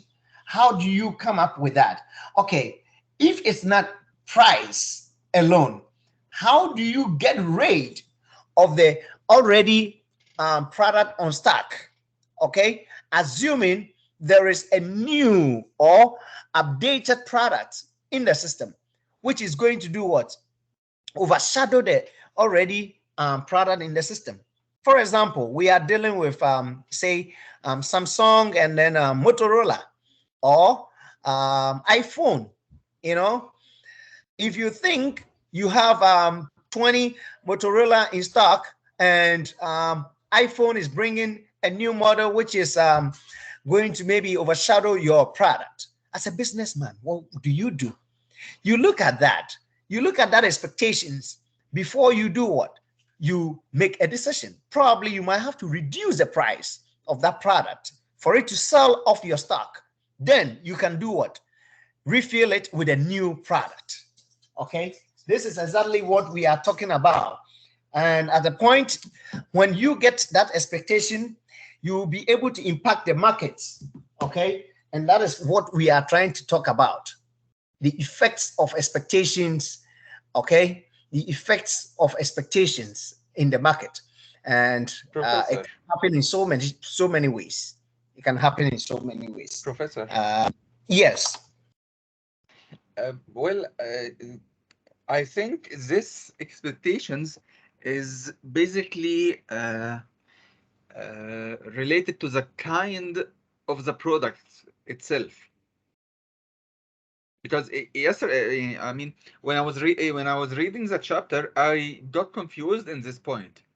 It is at some point the supply, even if I'm expecting, let's say, expecting increase in the price, okay, there could be an increase in supply or a decrease in supply. It depends on the kind of product itself. It's this is what I mean. Exactly. You know, we are saying the same we cannot, thing. We cannot Go ahead. Generalize this rule that an expected increase in price, okay, will increase the supply or decrease the supply. So I know I'm saying it again. It totally depends on the product itself. Don't forget about the definition of seller expectation. It says anticipated future outcomes, including price. See, that's why when I cited the Samsung, Motorola, and then iPhone, I did not cite it for price, but I cited for what? Update, new product on the market. You understand what I'm saying? New product on the market can cause a decrease, for example, a decrease in price, or can cause a seller to sell off whatever is on his or her stock. Why? Because if you keep that products, you will not be able to do what? Compete other sellers. So you might go to a big supermarket like Walmart, okay, and you see that they are doing sales. Why do, let me ask you this, why do supermarkets do sales? Can somebody say something? Awad, why do supermarkets do sales? To reduce the quantity in their stocks because they are expecting something new happen. Very Or good. sometimes they need more cash. Very So good. they flood the market with a certain products to gain more cash. I mean, there is many reasons for making a sale. Very good. So there is so many reasons for that. That is why we are saying future outcomes, including price. Good thing to say, warehouse, as a warehouse, supermarket might decide to sell off their products. Why? Maybe the expiry date is getting close, right? They will sell off that by reducing the price to get it off their stock so that they will be able to get their money. Two, maybe there are other products, okay, that is competing the same products in the market, which is preventing others from buying. So they will cause buyers to do what? To patronize those products at a cheaper price, or they will be able to reduce the price just to entice the customers to get those products off their stock. In other words, for example, a bank might invest in a house, for example, mortgage, and owners of these properties who own the mortgage might not be able to make payments. They will default in their payment. Why do you think a bank will just say, I'm going to sell this house short sale? A house which costs $400,000, I will sell it for $200,000 because they want to recoup as much as they can. It's the expectations of the supplier. You understand? So as you rightly said, and as I have given you so many examples, yes, it's not just about only price. That's why the explanation says including price. Okay, so at the end of the day, it is your production of a good service or resource that we are talking about. But these things will have an expectation effect, okay, which is going to have an effect on whatever you do as a supplier. So you have to be able to sit down, you have to be able to at least read through the market and make a decision. And that is what we are talking about as effects of expectations. So you look through and you think, hey, again, let's cite this one too. Probably you'll get more examples and you'll be able to get it practically. A fleet of car distributor or car sale organization. I deal in cars on United States. Around October every year, you see they reduce prices. Why do they do that? New inventory is coming. So if new inventory is coming, it's not necessarily because of price, but because they want to get the new inventory or new modern aspect of products into their inventory to be able to compete. Because if you keep holding onto the old inventory, guess what? You are losing money, because car will always do what? Depreciate. Just like Walmart or any supermarket, if you leave the product to expire, you will rather do what? Lose more than to just put the product on sale to be able to recoup maybe your purchasing cost. Are we on the same pace? Yes. Can I give Sure, go ahead. examples that examples that I read is like, for example, the corn supply. Corn Mm-hmm. Okay, if the supplier is expecting that the prices of corn will become higher, okay, they may reduce the supply now, okay, in order to like increase it in the future so they can make more money, right? They are holding it, yes. While as the price, the example of, for example, increasing fuel, petrol prices will reduce, no, will, what is the effect of increasing petrol prices on the car industry? What is the effect of increasing petrol in the car industry? Yes, we are expecting that the petrol price will become high, the gas price will become high in the future.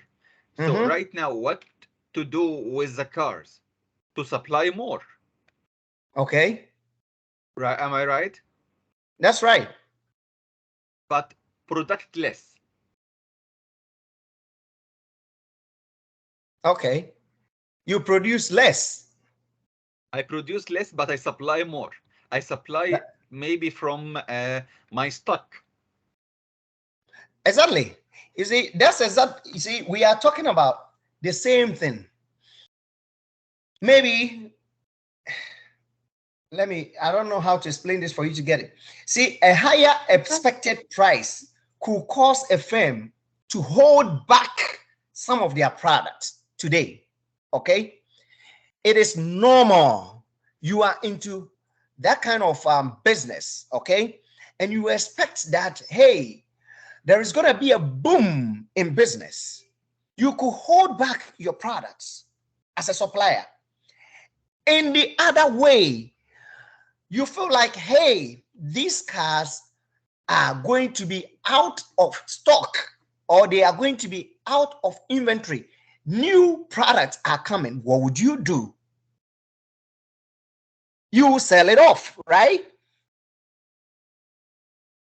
Are you with me? I think I know my confusion here. My confusion is between production and supplying.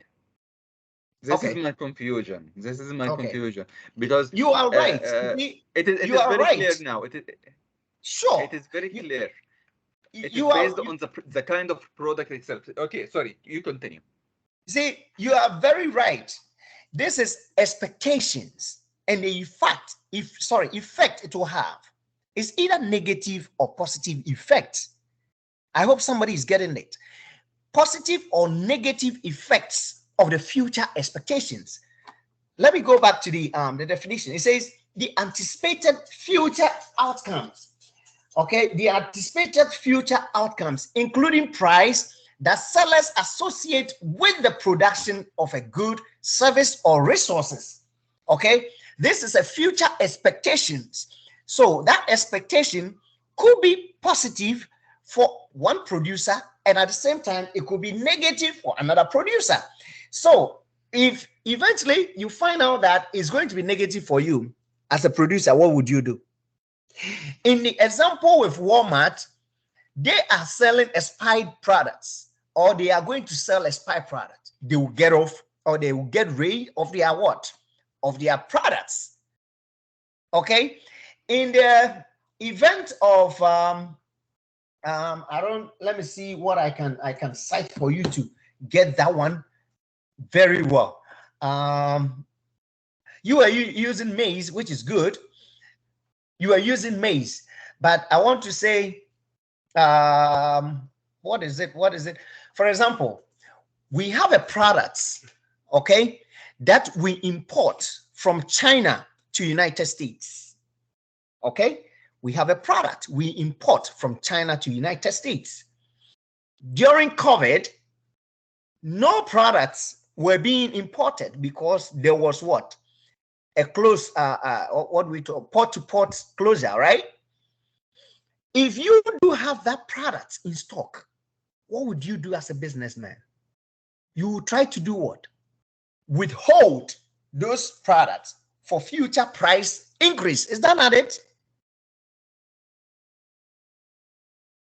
Yeah, in this case, I will supply less because I'm Very good. expecting more in Good. the future. Because we're expecting to sell more. In economics, we call it hoarding. You are trying to hoard it. But on the other side, if you find out that that same product that you have is nearing expiration date, what would you do? I will supply more because I don't want to lose in the future. Good. Noran Well, wants to say something. It is totally based on the kind of product itself. Situation. Very good. Exactly. Very situation, good. but Very good. Noran, go ahead. No, I was just saying some comments about this point, but Your Excellency have elaborated it so clear. Thank you. Sure. Yeah, everybody have to engage me, like what Awad is doing, to be able to get it into details, because I might come here and then just talk and talk and talk and talk.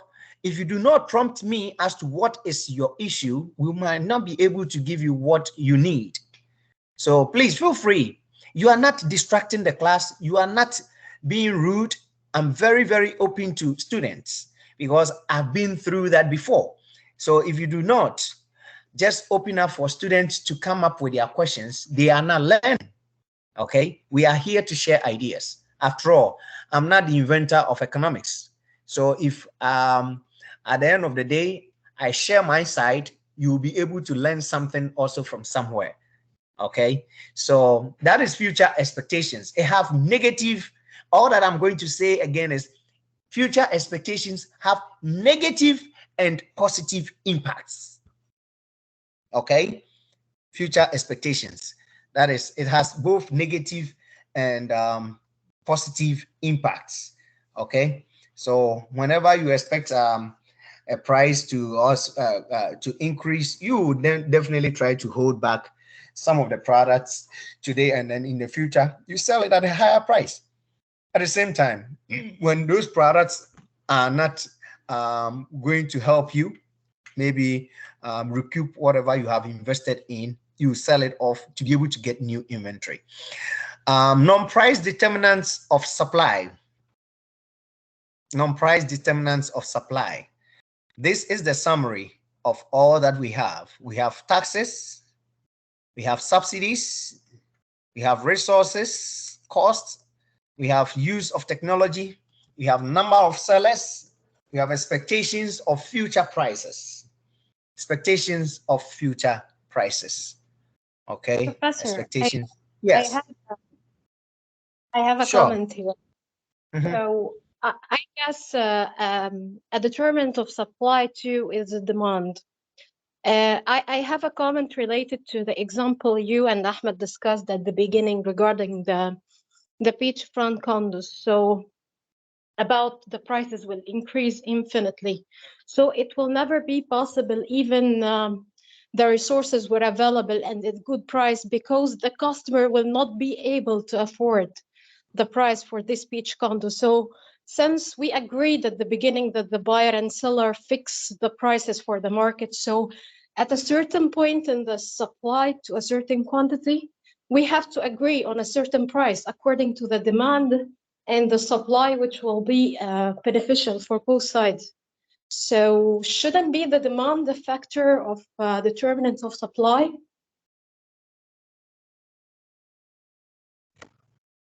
You said shouldn't demand be a determinant of supply? Yes. Yes, the demand could be a determinant of supply. Demand, yes. I don't think we should call it a determinant, because eventually it's a relation between supply and demand. Yes, I do understand you. But guess what? It could be a determinant, although they do not determine the price. But the demand can cause an increase in supply. Are we on the same page?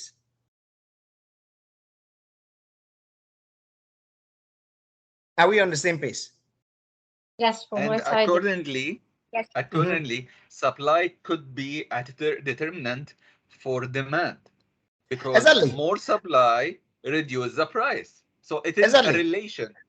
It is Very good. more like a relation. That's right. That's right. That's why you will not see it in the air, but in normal terms, you could use it as determinants because they are forces. Okay, it's a force of supply and demand, although each have its own determinants. Okay, again, the reason why you might not see this in books is because they cannot stand alone, because demand alone, okay, demand alone, just like all these non-determinants of supply, cannot cause an increase in supply. We can demand, okay, but suppliers might not be able to produce what we demand based on other non-price determinants. You understand? So you might not see economics books having that demand as what? A determinant of supply. But when you are doing a real world analysis, somebody can accept that. Am I confusing somebody? Clear. Awad, are you with me? Yes, I am. It Yeah. is clear, as you mentioned. If we are talking about theoretically, then we cannot consider demand as a determinant. But if we are talking actually real life, yes, absolutely correct. Sure. So it is good to engage. Again, let's try to learn something here. So you might not see that anywhere, but yes, if you are talking about life and how it applies practically, yes. But again, you will not be able to find demand just like all these taxes, subsidies, resource cost, use of technology, number of sellers, expectations of future prices. These non-determinants alone, each of them cannot cause supply to change. Each of them. I hope you understand that. That's why we always say all other factors remaining constant. Because if you say subsidy, there might be other stuff which is causing this supply to increase. So there might be subsidies or there might be taxes on the product, but there might be an increase in the supply. Somebody will ask why. I will not know, because there might be other factors. Okay, so it cannot stand by itself. Any more question?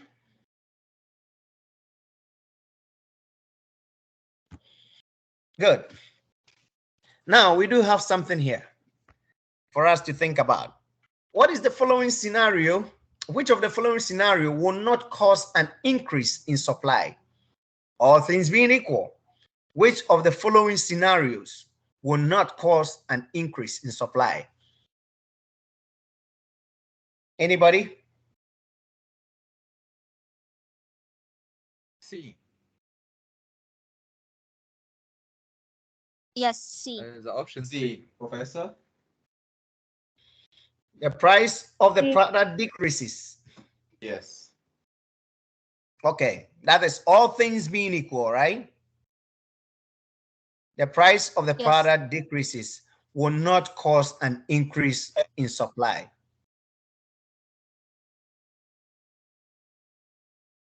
Somebody have something else?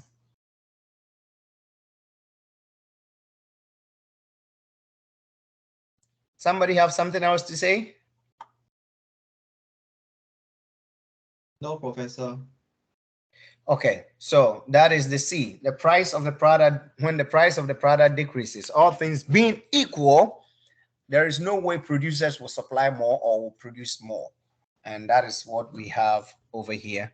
And Let's see what we have. We have the last, but something to get us out of this place. Smaller, fuel efficient SUVs have become very popular. Okay, have become very popular. Many customers are trading in existing cars and buying new SUVs. Ahmed, are you there? As a result, the supplier of used cars will dash, and the price of used cars will dash. Additionally, the demand for SUVs will dash, and the price of new SUVs will do what? Give us the answer and then we deliberate more. Actually, this is a confusion question, but I guess C will be suitable for the case. Noreen says C. Let's take it one by one. After when we get the answers, we take it one by one. I think it's D. D. Who again? Rodas.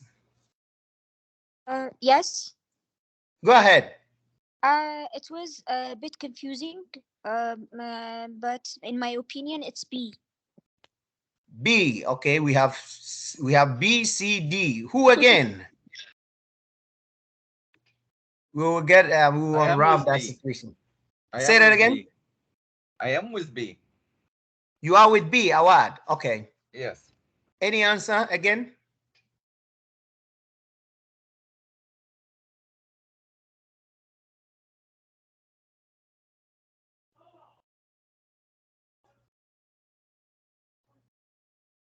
Nobody? Good. Let's go there. The first question says, smaller fuel efficient SUVs have become very popular, as we all know, right?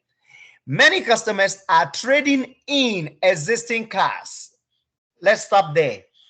When we trade in existing cars, what happens to our inventory?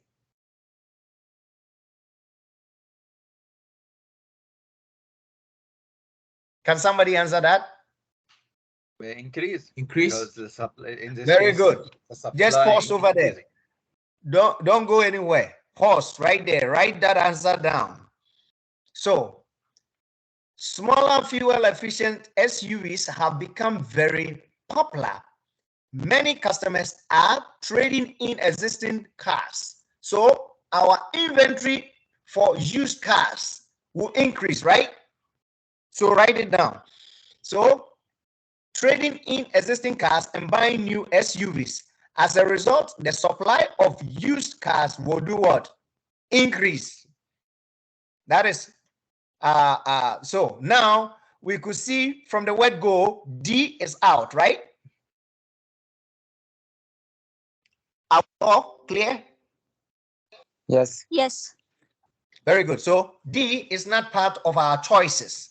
So, and the price of used cars will, if we have so much used cars in our inventory and these fuel efficient SUVs have become very popular, many customers are bringing the old ones. What is happening to the new, to the price of the old cars? What will happen to it?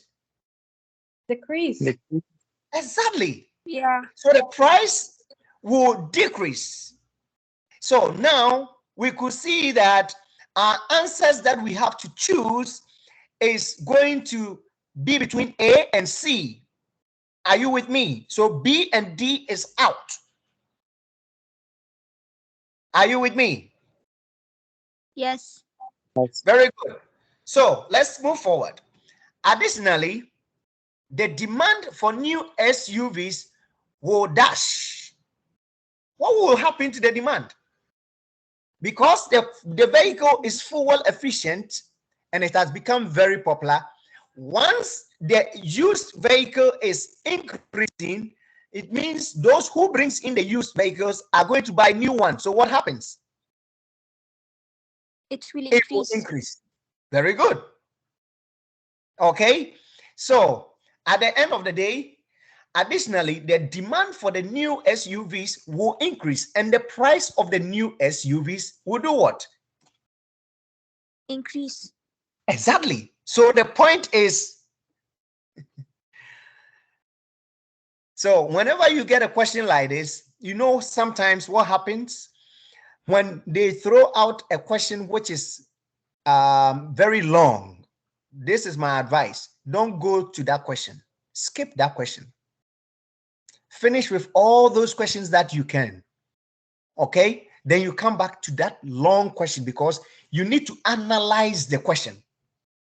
When you analyze the question, you definitely get it. Once you know the concept, if you know the concept, no matter what it is, you'll be able to come up with a correct answer. Right? Are we there? Yes, But Professor. here we are talking theoretically or real life.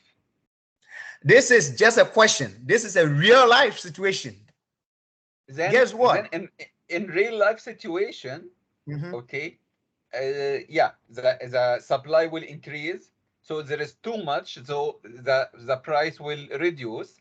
Okay. So we are talking increase, decrease. Okay, then the demand will increase. Okay, and the price will decrease. So C. Okay, but if we are talking about theoretically, okay, the curve No, here. hold on. No, hold on. If consumers or producers are producing more, will their price reduce? Well, in this case, in real life, it should be decrease. But theoretically, it's increasing because price increasing, supply increase, right? Can somebody say something to that? Actually, Professor, in this case, there is another factors that we should consider. If we consider very good, very good. So it will be increased. Very good. So yeah, take all other factors. Let all other factors remain constant. There will be an increase in price. Just like what we started with. Go back to slide 9. When the price of glass cup supply and tower incorporation was 15, they were producing more. True or false? True or false? Are we there? Yes, true. So when the price reduced to $10, they were producing less. So in this same scenario, when the SUVs are, the demand for SUVs are going up, they're producing more, expect the price to be higher. Although in a real business term or in a real business world, it is anticipated that producers will produce more to reduce price. Don't get confused.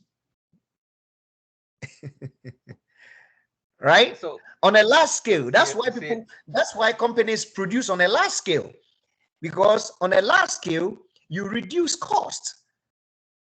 But this is where we find ourselves, because a lot of people are interested in those vehicles. The more they produce, the higher the price. Okay, at a point the producer will decide to only reduce the price, all things being equal. Sorry, will decide to reduce the quantity they produce, all things being equal, if the price goes down.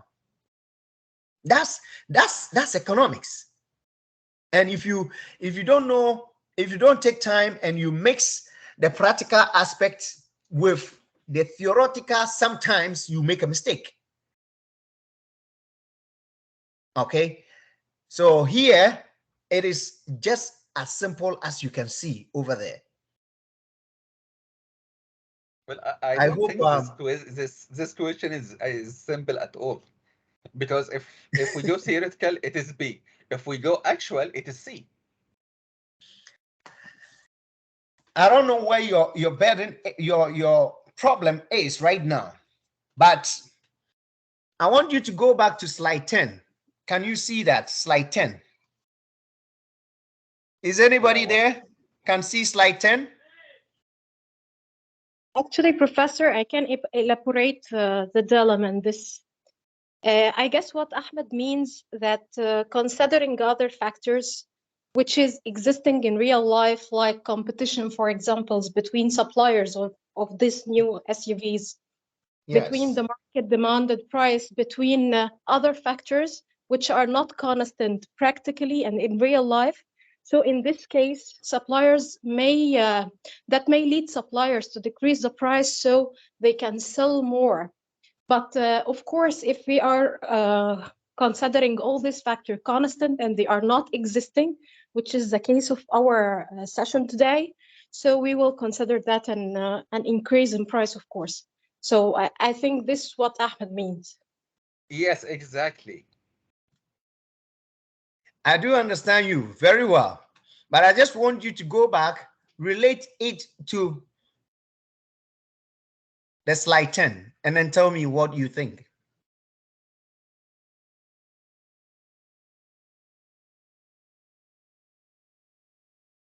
Because if this is not true, then it means slide 10 is not true. And whatever we did about demand last week is not true. Don't mix the concept of production in the real world about reducing costs by producing in a mass production to this one. Because if you go to the slide 10, multiple firms supply this glass cup and then the tower incorporation. When the price, okay, forget about the price. Don't start from the top. Start from the bottom. Then you get the understanding. When the price was $5, they were producing only one. What happened to it when it went to 10? They will produce more. If you're a supplier, you will do the same. I don't want you to think that suppliers determine price. It will always come at an equilibrium, okay? But what I'm trying to say is in an unorthodox situation, okay, if the price increases, suppliers are prepared to produce more.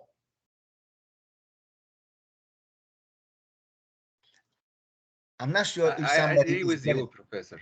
So I think if we face questions like this in life in general, I would go for the practical one. I mean the practical answer, the real life answer, not the theoretical answer.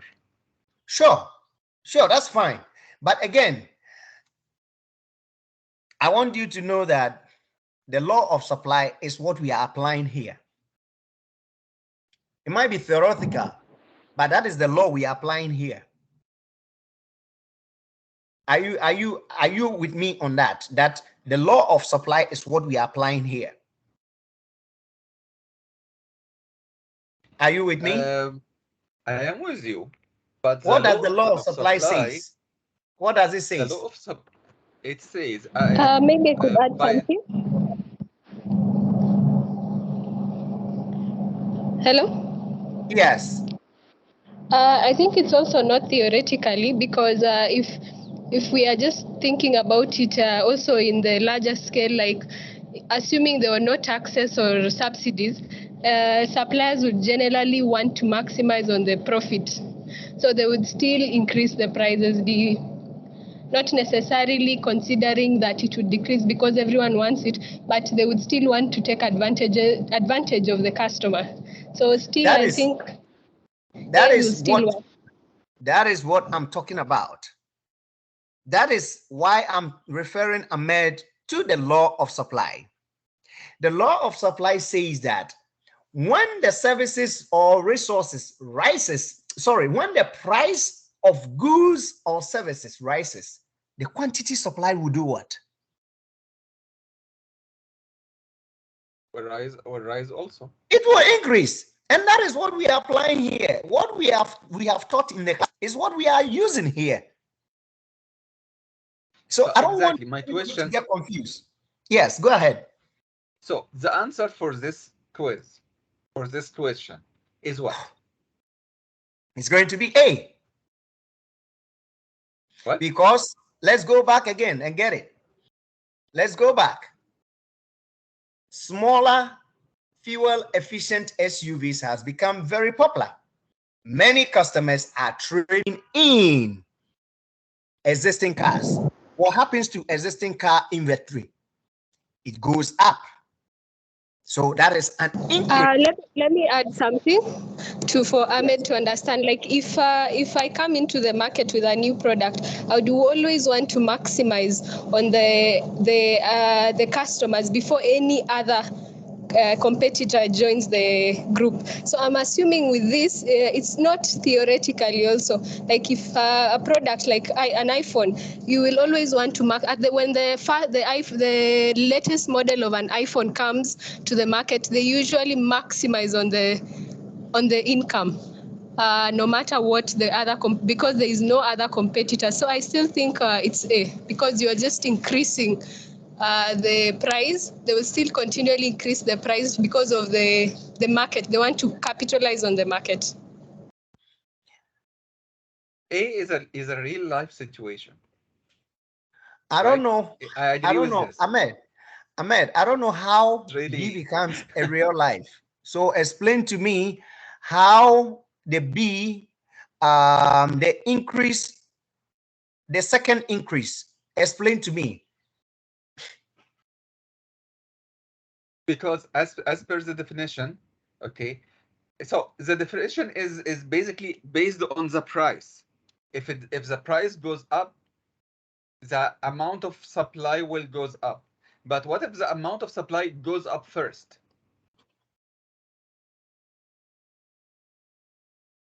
Is the price is going up as well? Because I'm confused in this point. Don't confuse yourself. We are dealing with suppliers. So the law of demand did not do what? Use. Go ahead. Law of demand or law of supply? Supply. Supply. Okay. Supply says if the price increase, the quantity supplied will increase also. Okay. Yes, all things being equal. All things being equal. Things being equal. So now the used car are increasing. The supply are increasing. So theoretically, no. This is your problem here. Don't forget that the used cars are not a production. Don't forget that. Yes. Okay. Don't forget the used cars are already an additional inventory. So it becomes, say, a byproduct or an unused product. You understand? If you have an unused product, what do? You relinquish that unused product. Are you with me? So I don't want you to get the used cars as a new production. No, it's not a production, a new production. No. I understand it's not a production. It is an inventory. Okay, so let's say 10 people are selling their cars for good price. Another 90 people seeing this, that those 10 are selling and getting high price. So those 90 will add to the supply. They will add their used cars. Ahmed, let me ask you a question. Maybe this will change your understanding. I don't want it to be like you. We are all trying to learn from here. So I don't want anybody to think like it's Ahmed. It's good. He's asking this to get the basis of it. What I want to tell you is this question is both theoretically and practically. The thing is, if you have what do we call it? If you are a used car dealer, okay, or if you are dealing in used cars, how would you increase your price if they are producing more? Exactly. I shouldn't increase. Very I should good. reduce so I can get rid of at the all this D. inventory. Is there a decrease over there? That's my challenge. Well, this is contradicting with the law of supply. Supply say if the price goes up, the supply no, whether it's the law of supply or practically, this is correct. In United States, those who knows about United States will tell you, when there is too much inventories in terms of used cars, they reduce the price. I think I somewhere that October, November, you will see all these car dealers reducing their price. They will tell you $59.99. Come and take the car and pay it every month. Why are they doing that? They want to refill their inventory with the new cars. They want to pave way because they cannot keep those old cars in the lot. Meanwhile, new cars are in and their competitors are selling the new cars. And don't forget, there are, I don't know, but I know it's almost across the globe. Cars becomes some sort of business for some people. They buy 2022 today. Next year, they want to trade it in and get 2023. So they will always keep their value. That is what it is. We can consider this as a future expectation situation, right?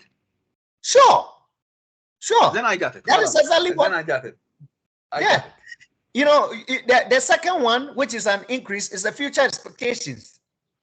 And then I think the second one and the third and the fourth are future expectations. Yeah, they are future expectations. You are even right, and this makes it clear for you. This is a future expectation question. Okay. Yeah. It's a future expectation question. So that is what it is. And I believe we have had enough deliberations on this. And if you still have issues, please don't hesitate to reach out. Okay, don't hesitate to reach out. We are here to learn together and then grow together. All right.